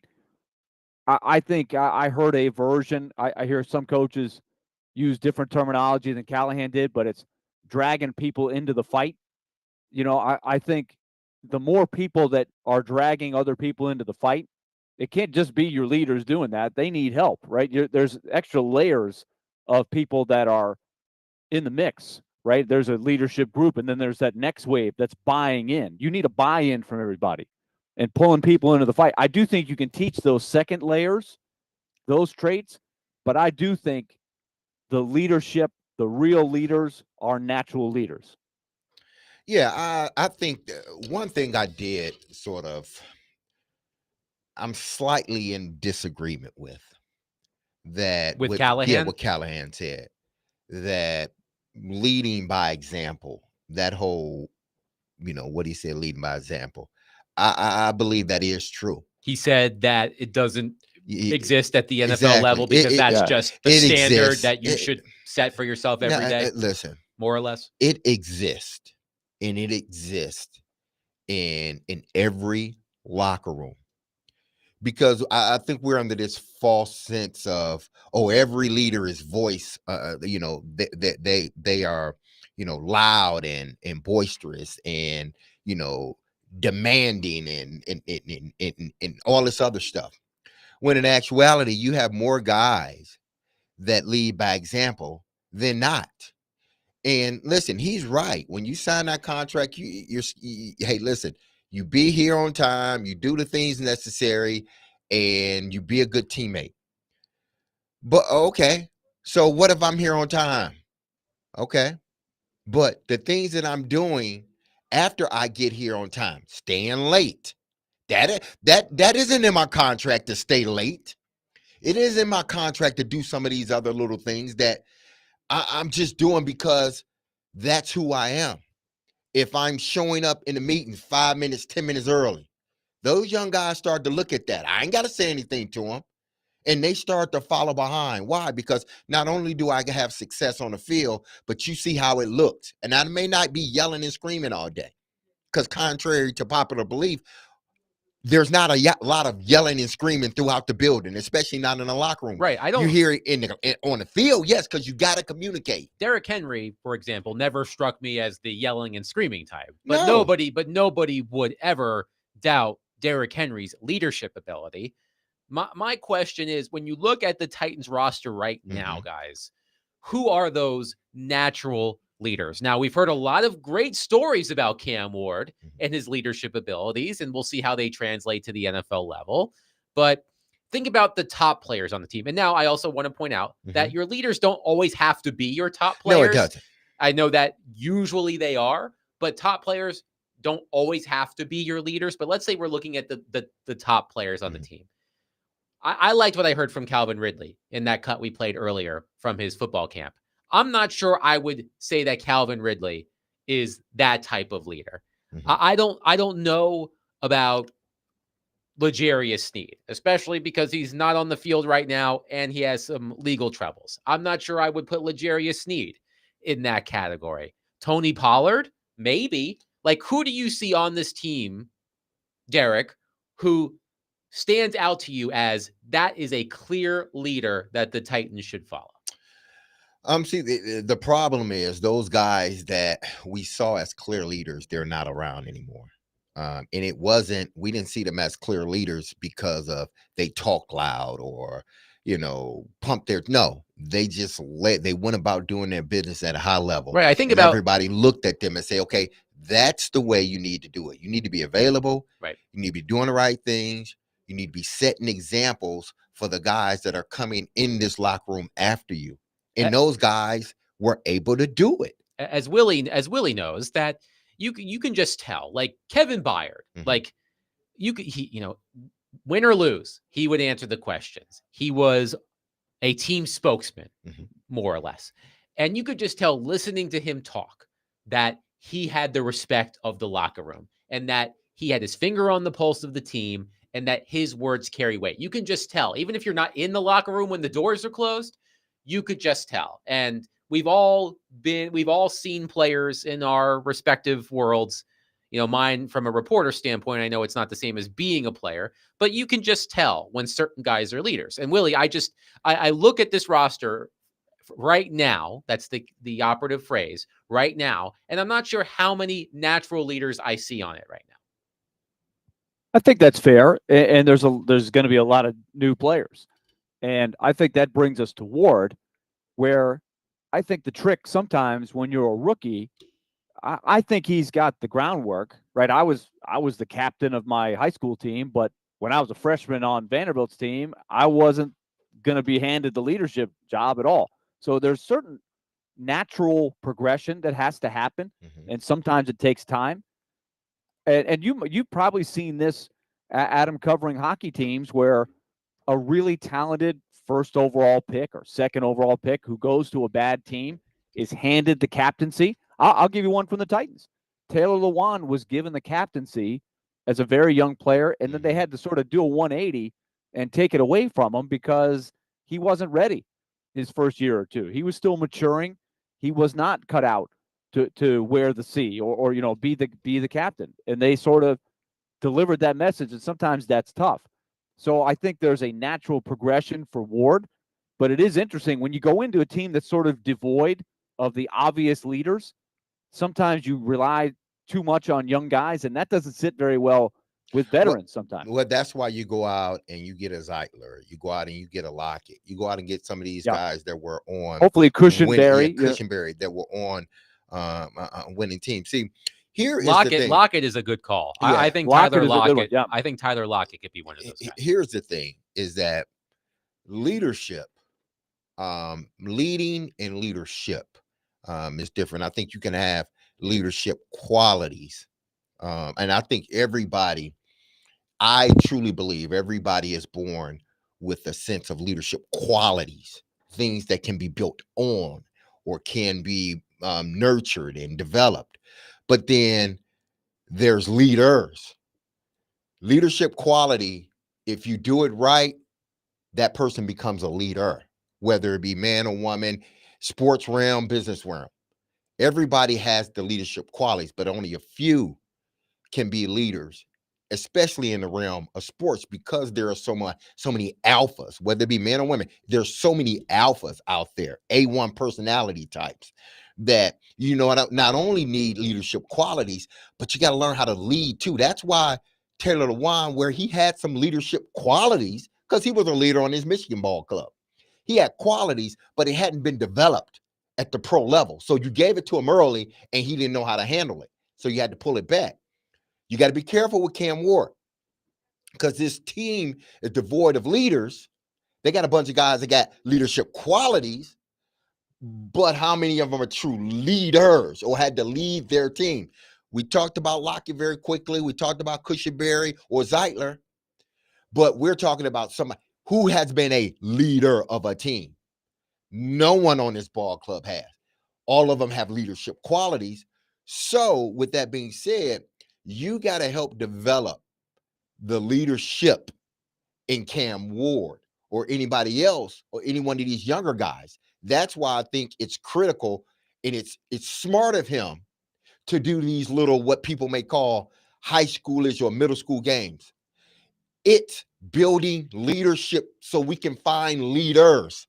Hear me again, people. He's building leadership, pulling out those qualities, developing them through whatever he's doing, so he can then, when season open up, I got my leaders because they've been through all of this. 615-737-1025.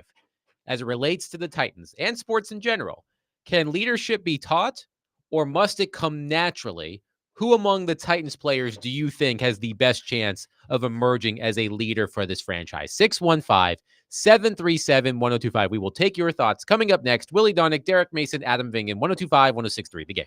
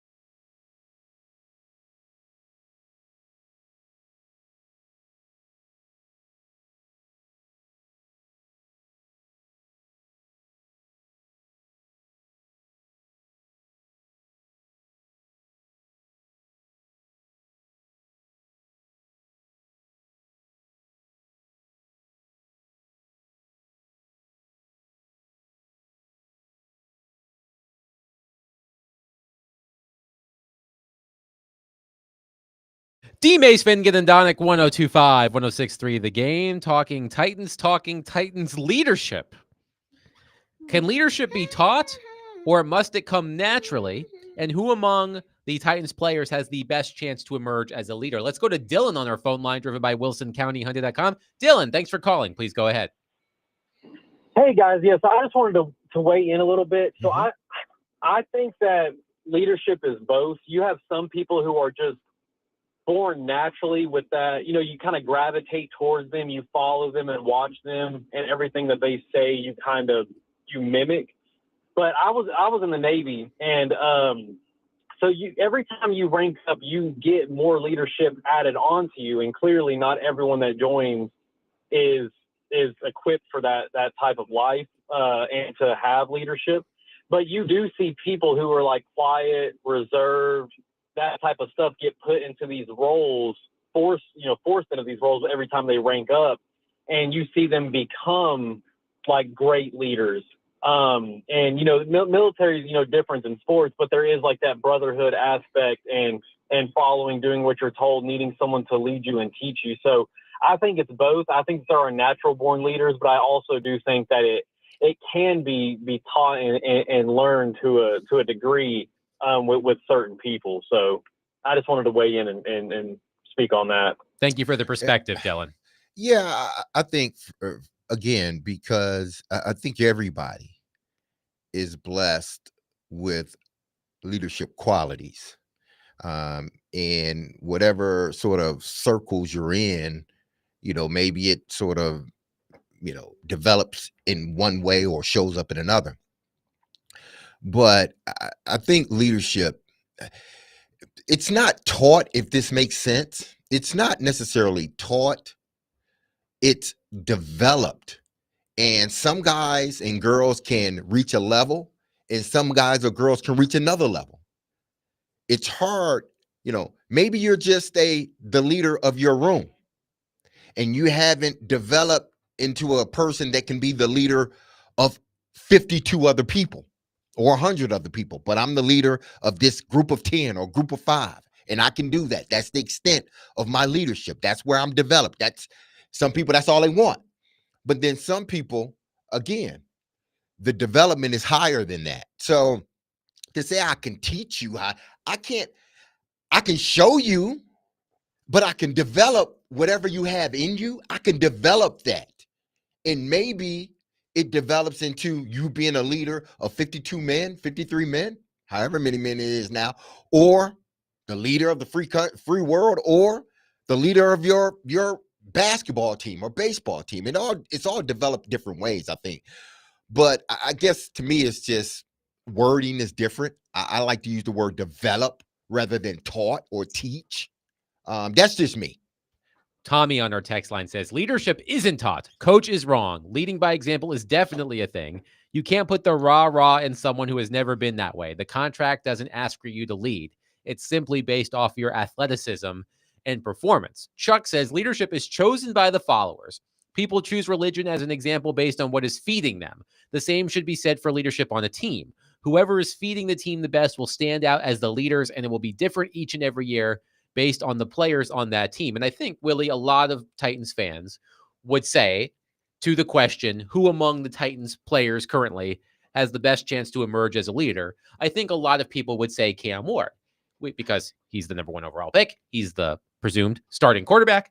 And we've heard a lot of really great stories about Cam Ward behind the scenes at Miami and before that and during the draft process and how he impressed Titans brass. We've heard all of those things. But I can probably point to 4, 5, 6, 7, 8 other top drafted quarterbacks who we heard the same things about. And it ultimately did not work at the NFL level in terms of those players being a leader. So early on, I know, how confident are you based on what we know about Cam Ward that he can be that leader? First, I think these are some interesting takes we've had on our text line. I think they've hit some pretty good notes. I think there will be a great opportunity for Cam Ward to graduate up into that role. Number one, with how he plays, that will be very important, but also just because I think he's got the traits of a leader, but in each new place that you go, you have to earn the leadership. It's not supposed to be given you. I think the last texter had a good take. It's sort of determined by the group who emerges as the leader. There are plenty of teams that have a vote, only amongst the players. You're not appointed a leader. You're voted by your peers as who's the lead dog. I think that's got a lot of merit to it. And I think we saw that with Will Levis, right? Yeah. Will Levis was the starting quarterback last season, but I don't think he exhibited the traits that a natural leader would. And it blew up in the Titans' faces in more than in one way. Matthew in Nashville said, some people are born leaders, some people are taught, and some get it as a graduation gift. Shout out to the late, great Robin Williams. Lenny on our text line says, great leaders learn by observing great leaders, and then they institute leadership to their fellow teammates. So let's use the example of Cam Ward. Now, we're going to talk about this later in the week, but there has been significant turnover on this Titans roster year over year, but there are still some holdovers. So, Derek, if you were Cam Ward, based on the Titans roster as is, who would you be looking to as a mentor of sorts to be a leader on the team? Oh man, you mentioned Tyler Lockett. I would look to. I think Lockett is a savvy choice there. Yeah, I would look at Lockett. But if there's anybody else, I would look at those offensive linemen. When I say those offensive linemen, I'm thinking more so of Cushenberry and Zeitler. Yeah, I'm looking at those guys because I think there needs to be a certain level of connection between you and the center. I think there needs to be a level of connection between you and the center. But then the offensive line in general, but the center is most important, really important, because he is essentially he's an extension of your eyes. So if you can have a good rapport, and if he's a leader, sort of you two can sort of feed off of one another. But it's hard for a young guy with a team like the Titans that is devoid, that is voided of that one sort of like leader that everybody like. It's a no-brainer. And again, I'm not saying that you don't have guys on that team that can't be leaders. What I'm saying is when I look at the Titans, it's not like, oh, Derrick Henry, Ryan Tannehill, that's easy. Right. Kevin Byard, that's easy. Jarrell Kick, that's easy. I didn't even have to think about that. Now you really got to think. What needs to happen is Cam Ward, he needs to, and one of the texters were right. You want to get around individuals that are where you want to be, especially when it comes to leadership. And for Cam Ward, that's not in the quarterback room. No, no disrespect to Brandon Allen and Tim Boyle. They've been in the league, but they haven't played, significant. It's not. Wouldn't we say that being the quarterback is unique in that you're almost expected to be the leader, even if you don't have some of these natural traits that a leader has. And I want to go back to one thing the texter said, because I think it was a really good point. He said, leaders can be taught by other leaders. So I think of what we talked about in the first hour with Vanderbilt baseball. Tim Corbin has really tried to preserve that environment where the older players help the newer players graduate up into those roles. Those guys move on and graduate, and you've got another round. Those are really good programs, right? I think of good football programs, basketball, and it's harder in this day and age with all the transfers to preserve that. But high school programs can have that, right? Where you have a tradition built, you have an expectation, you have older players who are teaching the younger players come in. That makes it a lot easier, and it's not there with the Titans right now because they're going through a rough time. Well, this is a key point in this franchise's history right here. Just think about this. There's a reason why, man. If you look at it, there's a reason why he has the number one, and Warren Moon is back in the picture. It's a reason why. Because I think they understand what we've just been talking about. There's no clear-cut leader on this team. None. Not to say that guys can't be leaders, but there's no. If you would have walked on this team 2 or 3 years ago, okay, Derrick Henry, you watch and listen to Derrick Henry, watch and listen to Kevin Byard. Look at these guys that have been here and been leaders. Cam Ward would have been able to do that. But you're asking them to walk in a locker room that doesn't have that anymore. So what do? You go get. Let's go get Warren Moon. Yes. Let's go get Warren Moon. Warren Moon's been a leader. He continues to be a leader. So let's make sure that Warren Moon has a place in Cam Ward's development. Not to say he's going to be the end all be all, but let's give Warren Moon a place in Cam Ward's development, because we don't have anybody else on this team with that type of experience. Again, Zeitler, Lockett, Cushenberry, yeah, they were leaders, but only one guy can really give him an insight on how to be a leader from the quarterback position, because he doesn't have a 10-year vet that's backing him up. That's Warren Moon. That's where you bring Warren Moon in, and you give him a space in Cam Ward's development to say, all right, Warren, all right, Cam, Warren, do what you do.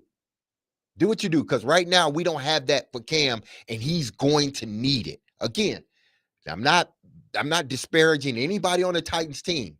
I think they have some leadership qualities, but you don't have that guy that I look at the team and say, yup, Steve McNair, yup, Eddie George, yup, Kevin Byard, yup, Derrick Henry, yup, Ryan Tannehill, yup, all these guys that we know were leaders. They just don't have it right now. Not to say they will not, but because there have been so much turnover, they just don't have it right now. 615-737-1025. We will continue to take your thoughts on the Titans leadership void. But coming up next, Vanderbilt, the #1 overall seed in the College World Series, but they're not the betting favorite. We'll discuss that coming up next. 615-737-1025. Willie Donick, Derek Mason, Adam Vingan, 1025-1063, The Game.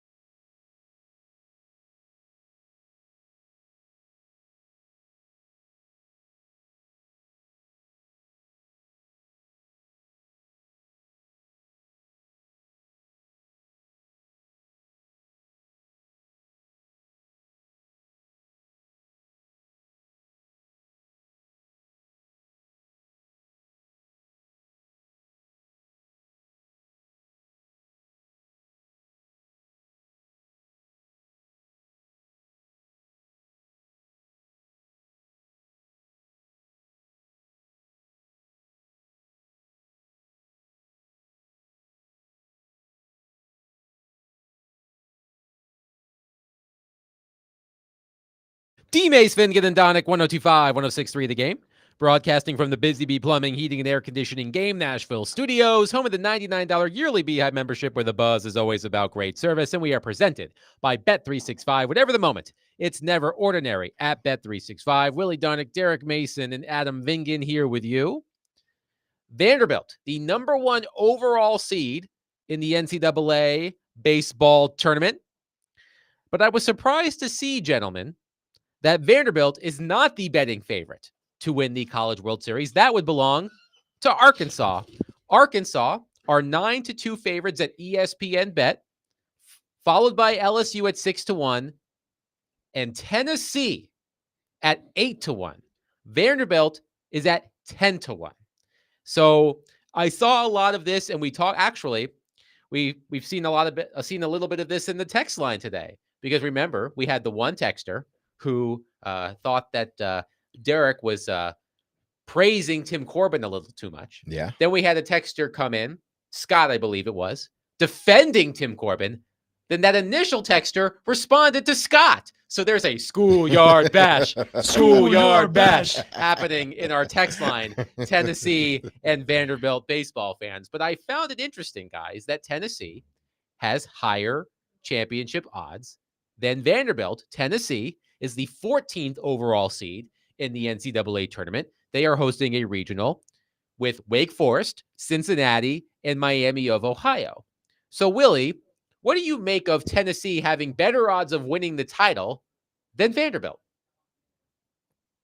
It surprises me a little bit just because Tennessee has struggled the way they have down the stretch of the season. They have they've not played their best baseball the last 5 or 6 weeks. It's not just the last couple of weeks. It's been coming on for a while. It was an impressive win against Texas the other day, but then the Volunteers followed that up with being run-ruled 10-0 by Vanderbilt. Right, and it's not any 1 or 2 games. I think it's overall how they played, and also they are not a national seed, so in theory they will have to go on the road for the Super Regional, which is not automatic because upsets happen, and suddenly they could be hosting. I've seen that happen before. So that part surprised me a little bit, but when you're the defending champ and you're as talented as Tennessee is, Tennessee's got a lot of talent. I think just from an odds maker standpoint, I don't know how it all works, but I know the reputation will probably contribute to that.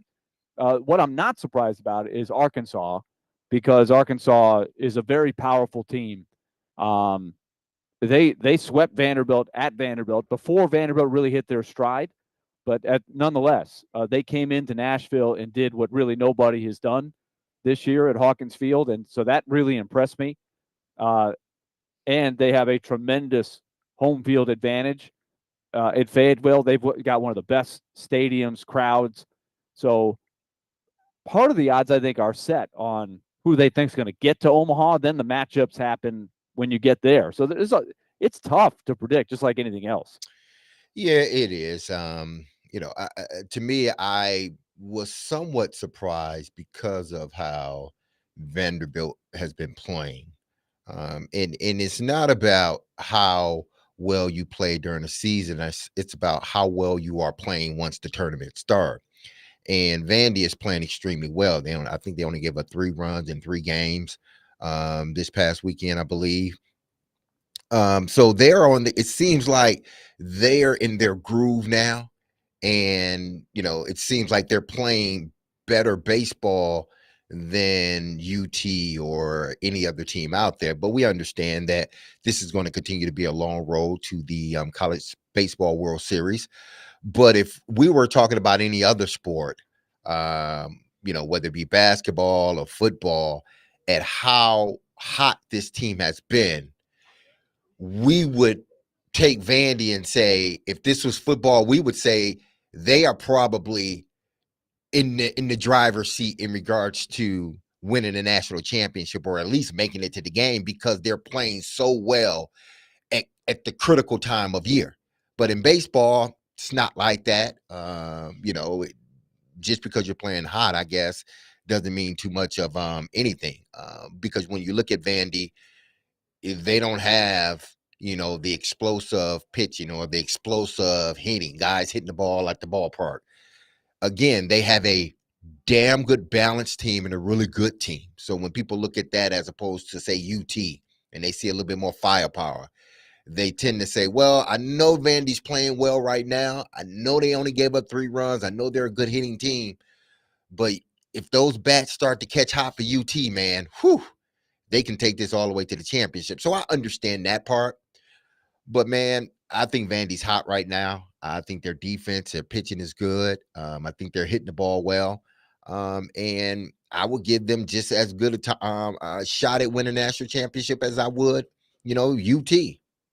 I think one other thing, Adam, that might contribute to this is that Vanderbilt is probably viewed as a team that has overachieved some, an overachieving one. They weren't preseason number 1. It's odd because the top 2 teams ranked in the preseason, 1 and 2, didn't even make the tournament. So we know these things are hard to predict. But Vanderbilt doesn't have, let's take what they had on some of their past great rosters. They don't have projected high first-round picks like Kumar Rocker and Jack Leiter leading the rotation. They don't have a Dansby Swanson, a first overall pick, a Brian Reynolds, who you knew was going to be a high draft pick. I think if you look at some of their great teams, this team's a little different in that they are doing it more collectively. Don't get me wrong. They've got plenty of guys that are going to get drafted, but not that high-end guy. I'm not sure if that affects the odds or not. That's just a theory on my end. So here's just a sampling of the schoolyard bash going on in the text line. So the initial texter said, again, I'm not a fan of either team, but Corbin has been getting destroyed by Vitello and the Vols for years now. Vitello has been eating his lunch and recruiting SEC standings, trips to Omaha, and overall on the field performance. That all stems from Corbin's failure to adapt. Sure, this year has gone Vanderbilt's way, but it's a departure from the recent norms. Scott responded, I didn't hear the dude's response. Well, now you have, Scott. But no surprise if he's still living in 1998 with the football fans. Doesn't matter what he said. Saying this year isn't a response is just dumb. And what I did love about Vanderbilt's win against Tennessee, I don't know if either of you saw what Riley Nelson of Vanderbilt said after the game, talking about, we don't like them, they don't like us. But he also said, if you're a young kid getting recruited by both of these schools, I think you know which school you should choose. I love the little pettiness in these rivalries. But I do think that Vanderbilt's success this season has led to an interesting debate between Vols fans and Commodores fans. Because look, last year we talked about earlier in the show, last year for Vanderbilt was a down year by Vanderbilt standards. And there is nothing worse than when your favorite team has a down year and your most hated rival has an outstanding season. So Vanderbilt struggles, again, compared to recent Vanderbilt teams, and Tennessee wins the national title. That's the absolute worst feeling. But it's interesting about there are Vols fans that say, well, we won the national title last year, so it doesn't matter if Vanderbilt beat us 3-1 this year and ruled us off the field at the SEC tournament because we won the national title last year. So I do think, Willie, it's interesting. We have these conversations in all sports about like who has the leg up year in and year out. Yeah, it's funny. There's the old saying, you're only as good as your last game. So that can apply to either side of the argument, probably. Tennessee's the defending champs. So last year belonged to them. I think prior to last year, I don't know that you would say that Tennessee was dominating the series. Tennessee was getting dominated by Vanderbilt for about a decade, probably more than a decade. And then Vitello has definitely taken it to another level. As far as the recruiting, I do think that's a really big element to it because both teams want to dominate and get the best that come out of the state, particularly the mid-state, but really all across the state. Vanderbilt recruits nationally. Tennessee does as well. But there are those guys in your backyard that have been watching these two programs for a long time. I don't know this to be a fact, but I do believe the perception from what I hear is Tennessee is definitely dangling more money. I don't know about high school recruits, but certainly with the transfers. For example, Tennessee does have an incredible left-handed pitcher named Liam Doyle, who's their ace, that transferred from Ole Miss. He came across from Ole Miss. Vanderbilt has not gone into that world trying to get guys out of the portal that are coming right from another SEC school. If you look at Vanderbilt's transfers, like we talked to Mike Mancini in the first hour, they're mostly guys who were sort of overlooked at the high school level, weren't major Division I guys who have turned out to develop into that. Cody Bowker, who struck out, I think, 9 against Tennessee the other day, came from Georgetown. Fennell, who came in and finished the shutout against Tennessee, he transferred up from Dayton. Mike Mancini, James Madison, Sawyer Hawks, who we had on a couple weeks ago, Air Force. Those are the types of transfers that Tim Corbin is taking.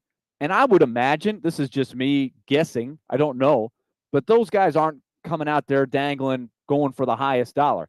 I would imagine it's much more likely that guys like Liam Doyle, who are going from one big end program like Ole Miss to another, are getting rewarded financially for that. There's nothing wrong with that. That's what's happening all across college sports. But I think that is an ingredient to the rivalry where I keep going back to one thing that is great for any rivalry. You got two programs that could not go about it more differently in so many respects. And so that makes for a great rivalry, especially when both teams win a lot. I think that's what's fueling this.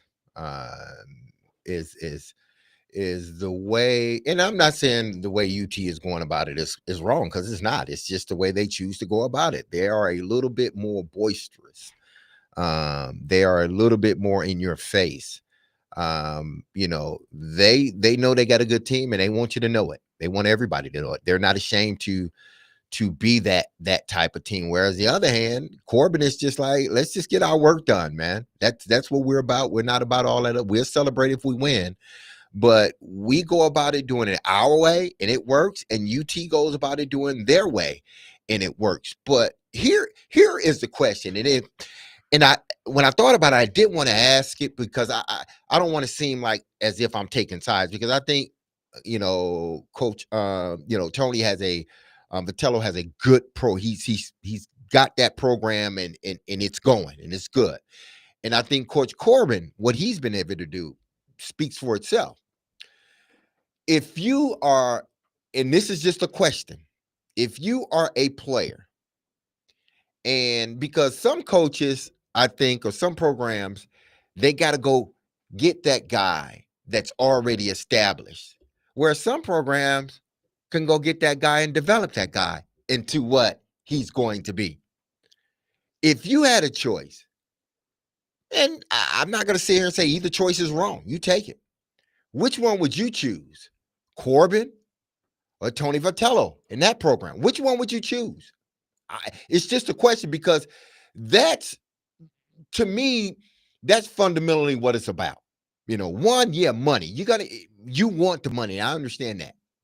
But if the money was equal, which program would you choose? Which head coach would you choose? I would dare to say, and I'm going out on a limb here, I would think people would look at Coach Corbin and be like, I'll take Coach Corbin. Nothing wrong with Tony at all. But if you're just looking at the history, what's been done, you may lean to Coach Corbin before you lean to Tony. Not to say what Tony's doing with his program isn't good, because it is. They won a national championship. Can't scoff at that. But I think Corbin is about, and he makes no qualms. I'm about developing, and I'm not saying Tony's not, but I'm about developing. And if I can stick to that premise, then my team's going to be all right. I do need to bring those other guys in here and there, but if I stick to my core of developing a player, even those guys that I bring from Air Force or this school, if they still have some development in them, I'm going to develop them to a better player than what they are now. Not to say that Tony doesn't do that, but if you're looking at the big picture, which one would you take? That's all. I don't know. Oh, go ahead, Willie. Well, the only thing I would add too is we've talked about how Tim Corbin has adapted to the new world of college sports. I think every coach, and this is where I think still Tim Corbin has separated himself from just about every coach going, is he's done it for so long. So he's had to adjust a lot of times, right? Going back to the early 2000s, he had to build it where they hadn't had a lot of success. Then he had to sustain it. He was getting courted by all kinds of other programs that wanted to pluck him. And traditionally, Vanderbilt had lost coaches like him on the rise. They lost James Franklin. Going back, they lost Eddie Fogler. But Tim Corbin stuck it out, right? Then he had to learn how to sustain it. So every coach, regardless of NIL, has got to adapt and adjust to do it for as long as he's done it. And I think that's going to be the next step for Tony Vitello is he's done it his way. He's made a huge impact in a fairly short period of time. Mm-hmm. Now to sustain it year in and year out, he's probably going to have to adjust because everybody else is now hip to how he does it. It's not new anymore how they play. Other teams are now getting in and learning how to use NIL to the best of their advantage. And so he's got to adjust accordingly to sustain. That's the challenge. That's what we love about competition. The But Commodores. he's got a long way to go before he gets put in the class. Yeah, you get it. You definitely give him the round last year, and they've had some great teams leading up to finally winning it last year. But Vanderbilt's standard has been that for 10 or 15 years. 615-737-1025. The Commodores will open the College World Series against Wright State at Hawkins Field on Friday at 5 o'clock. 615-737-1025. Coming up next, Derek and I were having an interesting conversation at the beginning of Friday's program.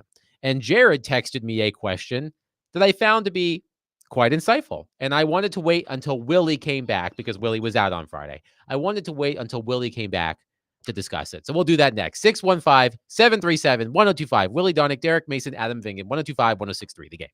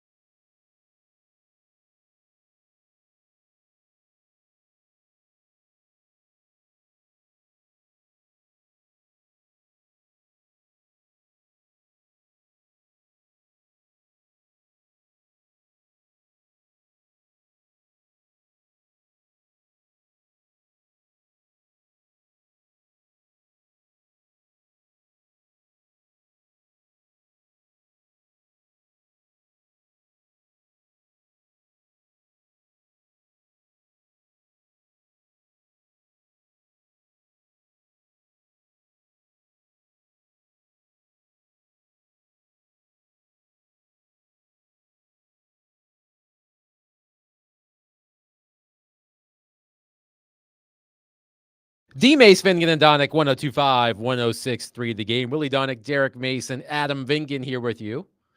The Stanley Cup playoffs roll on tonight.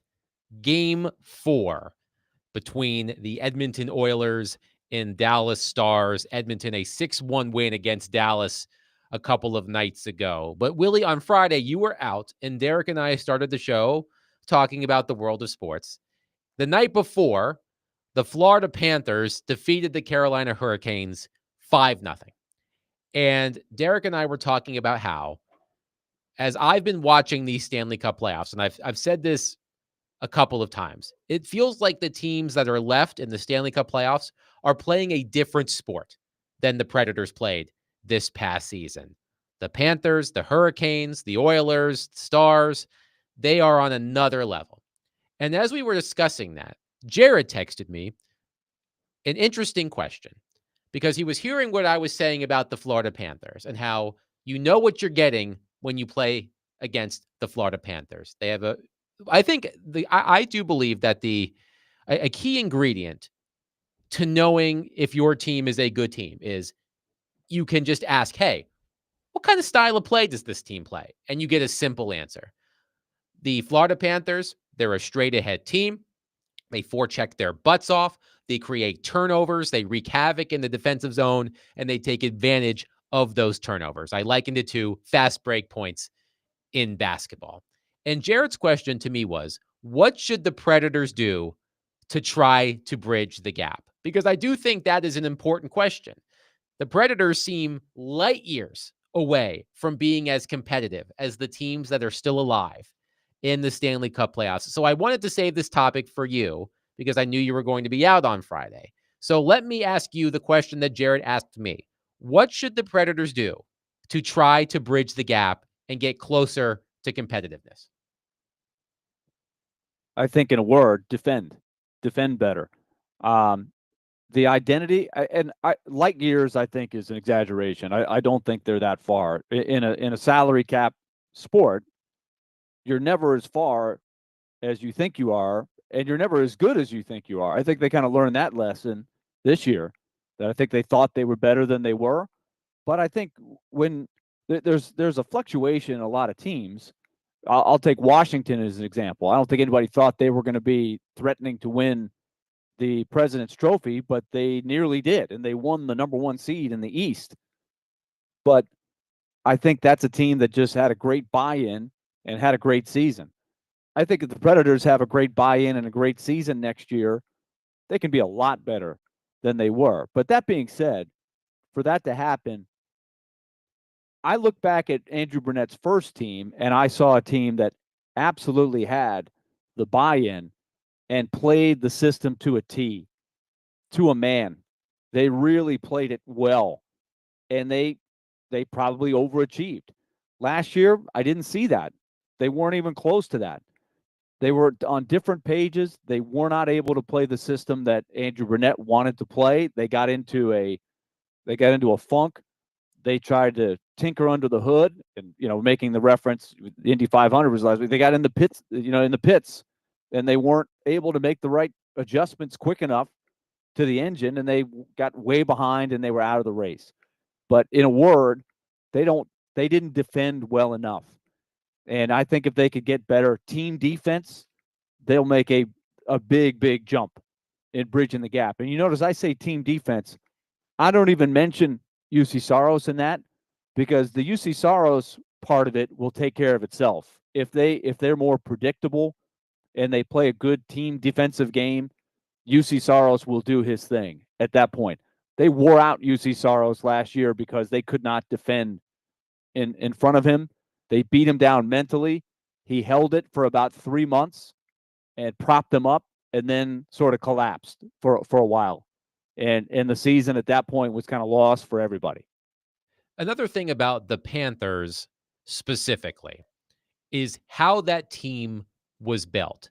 They found the exact players they need to play the game they want to play. We talked about the Predators this season and the system and the adjustments. And is Steven Stamkos a fit for what Andrew Burnett wants to do? things of that nature. We had plenty of those conversations over the course of the regular season. I look at the Florida Panthers, and they are a team that has been expertly built by finding the players who fit that mold. The change in the Panthers' DNA was the summer that they let go of Brunette, brought in Paul Maurice, and traded for Matthew Tkachuk. That changed the DNA of that franchise. They bring in a player also from the Calgary Flames, Sam Bennett, who is a tough customer. He is a habitual line stepper, right? They have players that, Gustav Forsling, who is their top pairing defenseman, was a waiver claim, arguably the greatest waiver claim in the history of the NHL. Look who they acquired at the trade deadline this season. Brad Marchand. Perfect. He's a perfect fit for what the Florida Panthers want to do. So Barry Trotz has said that he is not going to go wild in free agency this summer. He's talked about making hockey trades. And it is imperative that Brunette and Trotz get together. They decide exactly the way they want to play, and they target players who can play that to a T, because that's what we've seen from the Florida Panthers. They bring in the players who fit what they want to do, and it feels almost instantaneously they click. Brad Marchand was coming off of an injury when he was acquired by the Bruins. He gets plopped into that lineup. He's been outstanding in the playoffs. And they've made some other savvy moves, trading for Seth Jones, which they needed to do with, I think, Matthew Tkachuk on long-term injured reserve. They played that card. But I think that what the Panthers have done is a masterclass in roster building. And I'm hopeful that Barry Trotz, as he tries to put this team together, Willie, this summer, looks for players who can fit what Andrew Brunette wants to do, because we asked too many questions last season about whether the players they brought in or even the players they had were the right fit for Andrew Brunette. Right, and now they have to decide what is the way they want to play, because the way that Andrew Brunette wants to play or wanted to play last year, I think it's pretty clear that they're not going to be able to do that next year. He's going to have to reinvent a system that is better suited for this group of players. And it's ironic that we're bringing up Andrew Brunette, because we're talking about a 5 or 6 year deal to get the Panthers to where they are now. They were awful for decades until about 5 or 6 years ago. And Andrew Brunette on the staff of Florida, I think, was instrumental. And of course, we know he took over. They won the President's Trophy when they replaced him. They lost to a great team in Tampa Bay. That's the only reason that he's not still the coach of the Panthers. But they made the tweak to Maurice, and they made some good tweaks to the roster. They've had some really unique moves, as you referenced a couple, like Forsling on a waiver pickup. I mean, that's a brilliant move, but it's also a little lucky. I don't think anybody in the league thought that he was going to be that type of player. He had some underachieving guys, a lot of which played for the Buffalo Sabres, that have become completely different and better players and reached their potential with the Panthers. And when they pick really low for a long, long time, they've got a couple of guys that they got right at the very, very top of the draft with Barkov, Ekblad, and some guys like that. So it's a unique mix of what they have. I don't think you can imitate the Panthers. I think you have to be the best version of yourself. And I think it starts from the defensive zone out is where they've got to fix the most. One texter says Bill Zito, who is the GM of the Florida Panthers, is way ahead of Trotz in general managing. That's a huge difference. He makes smart, bold trades. Trotz loses Fabro on waivers. Very general and elementary example. But I just think Trotz is way over his skis compared to the GMs of the Final Four teams. He's not even close. I think Barry Trotz is at a crossroads here. And I think we're going to learn what kind of GM he's going to be in the next couple of years, because for the first time last year, he hit a lot of things that didn't work. I think you wouldn't have said that about him.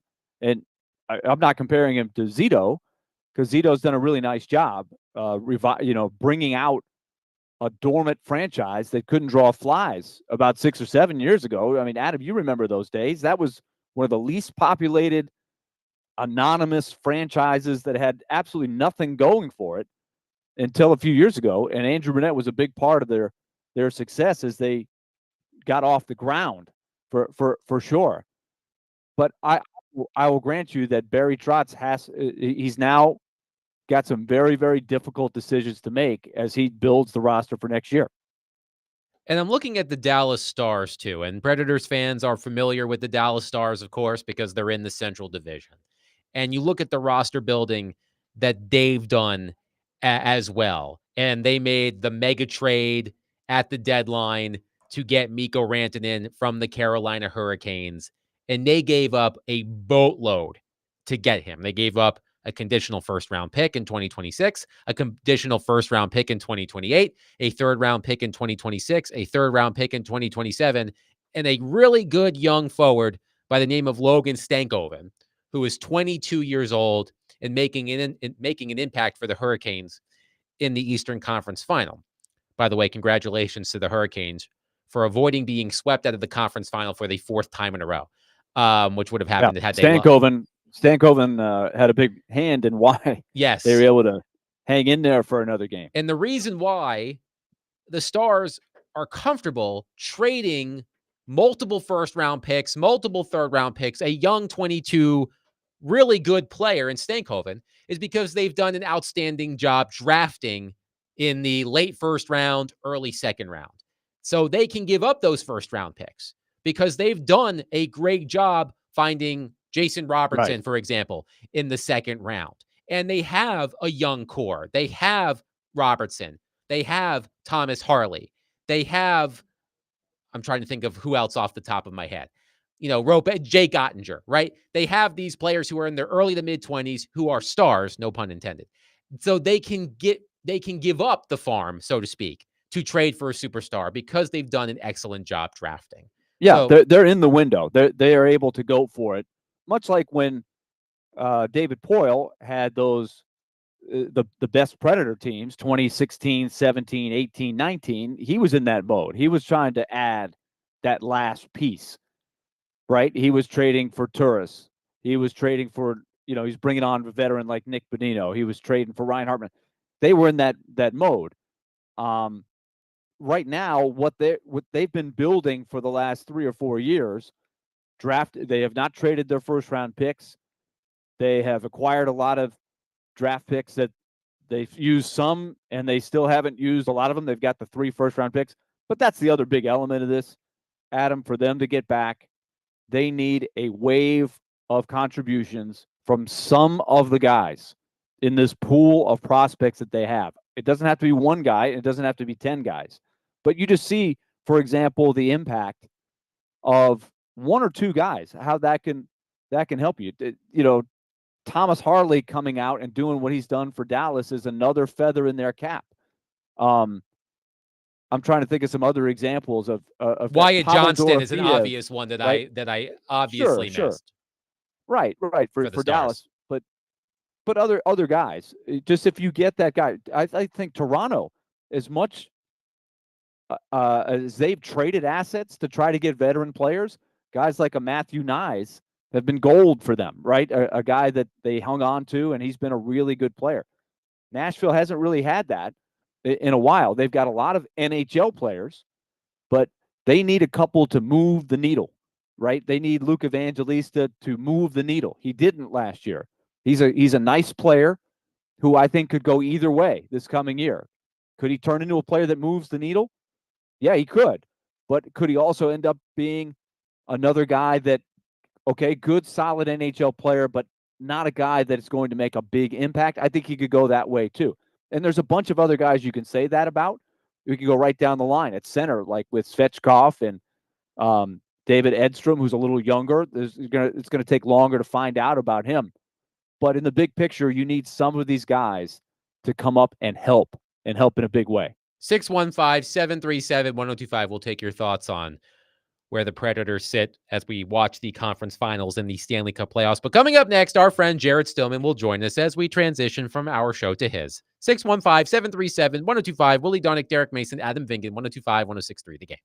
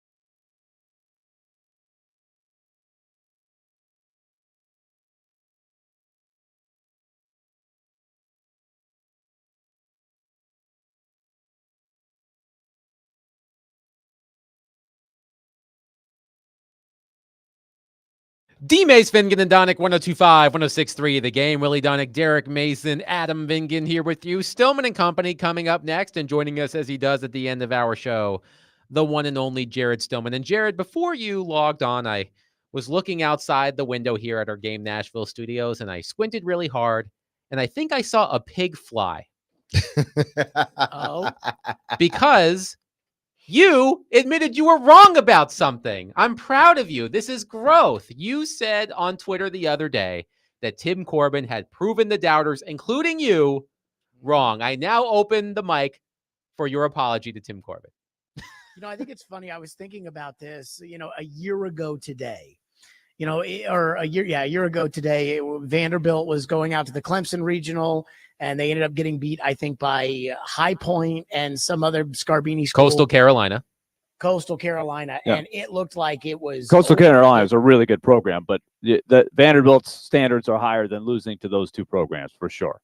I felt like it was over. I felt like the game had changed. I felt like an old dog couldn't learn new tricks. And I mean, it would almost be like the change that we've seen with Vandy baseball in the last year and the way that Tim Corbin's done things that Tim Corbin probably didn't want to do. I don't think he wanted to fire Mike Baxter, who played for him as a hitting coach last year, but he did. And to see how that has translated into Vanderbilt's success, that would be like if the Titans made the playoffs next year. And we were sitting here talking about, man, the Titans, Brian Callahan's a good coach and they've got a franchise quarterback. From where they've come, Vanderbilt was so far down and Tennessee was so hot at the time. And it just tells you how much can change in a short period of time. And the other thing is, once they throw the first pitch on Friday for both Tennessee and Vanderbilt, nothing that has happened over the last couple of weeks matters at that point. But I'm so impressed with Vanderbilt. They play the game so well. I mean, there was a bunt in the Oklahoma game by Mike Mancini that I'm like, it was the most perfect bunt at the most perfect time. They run the bases well. They play defense. They pitch well in big moments. They can hit with power. They can hit like they did against Tennessee, where it's single to single and putting runs together and taking advantage of UT's mistakes. It is a fabulous team, and I am shocked by the 180 Vandy baseball's done in the last year. So we should have told Mancini that when we had him on the program. Jared Stillman said you laid down a perfect bunt. Your thoughts? We should have done that, but we did not. But I know that your beloved Cardinals are also in the Nashville Regional. How are you feeling about that? Well, I would say this, like, I'm sure Willie's a little nervous about the regional because, it was funny a couple of years ago. Tennessee fans, and I'm lumping a bunch of Tennessee fans into one group here. Like, I think, I'm going to be completely transparent with that I'm lumping them in here all together as one group and everything else. But when the Tennessee fans, they didn't know baseball a couple of years ago when they had the number one team in the country, and they were shocked when they lost to Notre Dame in that super regional. I said, look, it's hard to win in this tournament. And Vanderbilt fans were loving the fact that Tennessee had that dream season and didn't even make it to Omaha. And I said, they know exactly what this is like because they went through that in 2007. And so I think, everybody here now recognizes how difficult it is to win in this tournament. I've seen Vanderbilt with a team that wasn't its best team go into Louisville and beat Louisville's best team in a regional. I've seen Louisville without their best team come here in the Supers in 2013 and knock out the number 2 team in the country. So I would not say that, people should feel comfortable. That being said, Louisville's pitching is a disaster right now. And I would be stunned the way Vanderbilt's playing if they didn't really 3-game sweep this thing into the super regionals. That's a good quick history, Jared, of Vanderbilt and Louisville, because it does date back to what was the first year? 2008, I think, or 2009. I believe the first time they played in a regional. I want to say at least I want to say it was 2009, and it was went to a Monday, and Mike Minor came back on short rest. He actually got lit up by MTSU in the first game, and Vandy came all the way back out of the losers bracket to force a Monday night game, and Mike Minor made his final appearance and got lit up in that one, and Louisville went on. And then the next year, Louisville had a 50-win team. There was a national seed. Vanderbilt, not that great, went to Louisville, lost with Sonny Gray in the second game, and then came back and won on a Monday night. So there has been a lot of history. They've played in Omaha multiple times. These are two programs that don't like each other. It's not as, as tenuous as Vanderbilt, Tennessee is at this point, but these are two programs that do not like each other. Agree. I think 2013 was a great one that you mentioned too, Jared. I think the 2013 team was probably arguably better than the 2014 team that won the whole thing because they had Mike Yastrzemski and they had Tony Kemp and they had some really good pitchers, and they lost 2 in a row to Louisville. So anything can happen. I do think that is something you got to be careful in baseball, probably more than any other sport, with maybe the exception of hockey. The randomness of what can happen in a short period of time. The best team doesn't always win. I think, if I remember correctly, Jared, that at least once, if not both, of the national championships that Vanderbilt won, the number 1 overall seed got beat. I think it was UCLA most recently. Mm-hmm. So you're never safe. So the 1 overall seed, and they learned the lesson right there in 2007 because they didn't get out of the regional. They lost to Michigan that year, who was not a great team. But it's baseball. What I think is crazy about kind of this, the way that this is that in 2007, and I was a big Vanderbilt fan, that was a team that everybody, in town was paying attention to, with David Price and Pedro Alvarez and Dominic De La Osa. And I didn't feel like that team could lose, especially in the regional. I didn't think that team could lose. And they got knocked out on the Monday night game against Michigan. And I was stunned at the time. I was 18, 17 years old. And then I saw all the Tennessee fans and how stunned they were a couple years ago, that now I do feel like everybody's kind of in the same place, where everybody kind of now recognizes, like, yeah, we all get how college baseball works and how difficult it can be. And teams can be down to their final strike and can come out of a regional and end up in Omaha. So I think everybody now understands. Like, I don't look at Vanderbilt and say, oh, okay, they're for sure going to Omaha. They should win the national title just because they're the 1 seed. I don't feel that way, because I know how uneven, how uneven this sport is and this tournament is. And let's not forget, like, Kentucky's not great, and Vanderbilt played them and had to win on walk-off homers in consecutive nights. So every time it's a war out there. And I think Vanderbilt understands it. And I think their fans understand it as well, because they've been through it so much. How did you feel about James Franklin being in the Vanderbilt dugout at the SEC Holy title crap, game? what a freaking clown show. What a freaking clown show. I actually had it in my notes. I wrote down, can't have James Franklin in the dugout. Like, I thought that was so embarrassing. I think it's embarrassing to Franklin. I think it's embarrassing to Vanderbilt. I think it's like, look, you want to be friends with Tim Corbin? Be friends with Tim Corbin. In the dugout? Willie, how do you feel about it? Willie, how do you feel about it? I think I was a little surprised to see him in the dugout. I actually went to the College World Series in 2014, and I happened to be sitting right next to James Franklin. He was in the stands, even though he had already left Vanderbilt. He had coached a year at Penn State.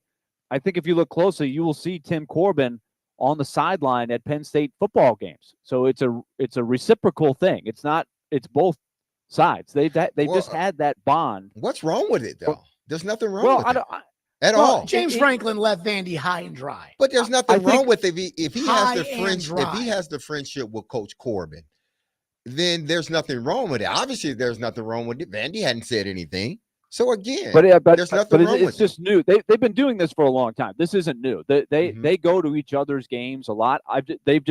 And like I said, Tim Corbin numerous times has been on the sideline. It's just easier to get lost on a sideline where you got 150 people. Mm-hmm. They're in a dugout. You stand out a little bit more, right? And you're like, wait, that's the Penn State football coach. So it is unique for sure. But is there anything wrong with it? No, I don't think either one of those guys care what people think. They've been doing this for. I can promise you, James Franklin cares about what people think. If he's going to go around and start chirping fans at the spring game and getting them thrown out, I think James Franklin cares what people think. Well, obviously, he cares what people think, but he's still in the does dugout. That stop him from doing it? Exactly. Yeah. I thought that was such a clown show move. I mean, when are we going to have Butch Jones in the dugout with Tony Vitello, because they were buddies and it's something like the way James Franklin left Vanderbilt. And I know maybe it's, water under the bridge at this point, but between the way he left it and what had gone on at the end of his tenure, he was not a liked guy on his way out the door here. And I think that Tim Corbin should show some respect, to Vanderbilt and say, hey, I love you, but we can't have you in the dugout during the SEC tournament. You know, we can't have that. Again, you're making a big deal about nothing. I mean, if Coach I'm not Corbin, making a big deal about it. Adam asked me what I thought. I think it's embarrassing. I think it's a disgrace. how? I think he should kick his ass out of there. Who? Why? He should go be in the Penn State dugout. If they were in the championship game, he probably would have been. Oh, well, then that just means he's an opportunist. No, it's just Which also tracks means that with his tenure at Vanderbilt. It means that if I'm not in it, then I'm gonna go to my good friend and support him. And if he allows me to be in the dugout, then I'm going to be in the dugout. Why do we have this outrage for nothing? Well, again, it's not outrage and it's not for nothing. It is for nothing. Speaking of outrage for nothing, Stoneman and Company is coming up next. We'll be back at 11 o'clock tomorrow. Be love on your people. I love you, Jared. Be love on your people. Have a safe, blessed, wonderful Tuesday. Peace.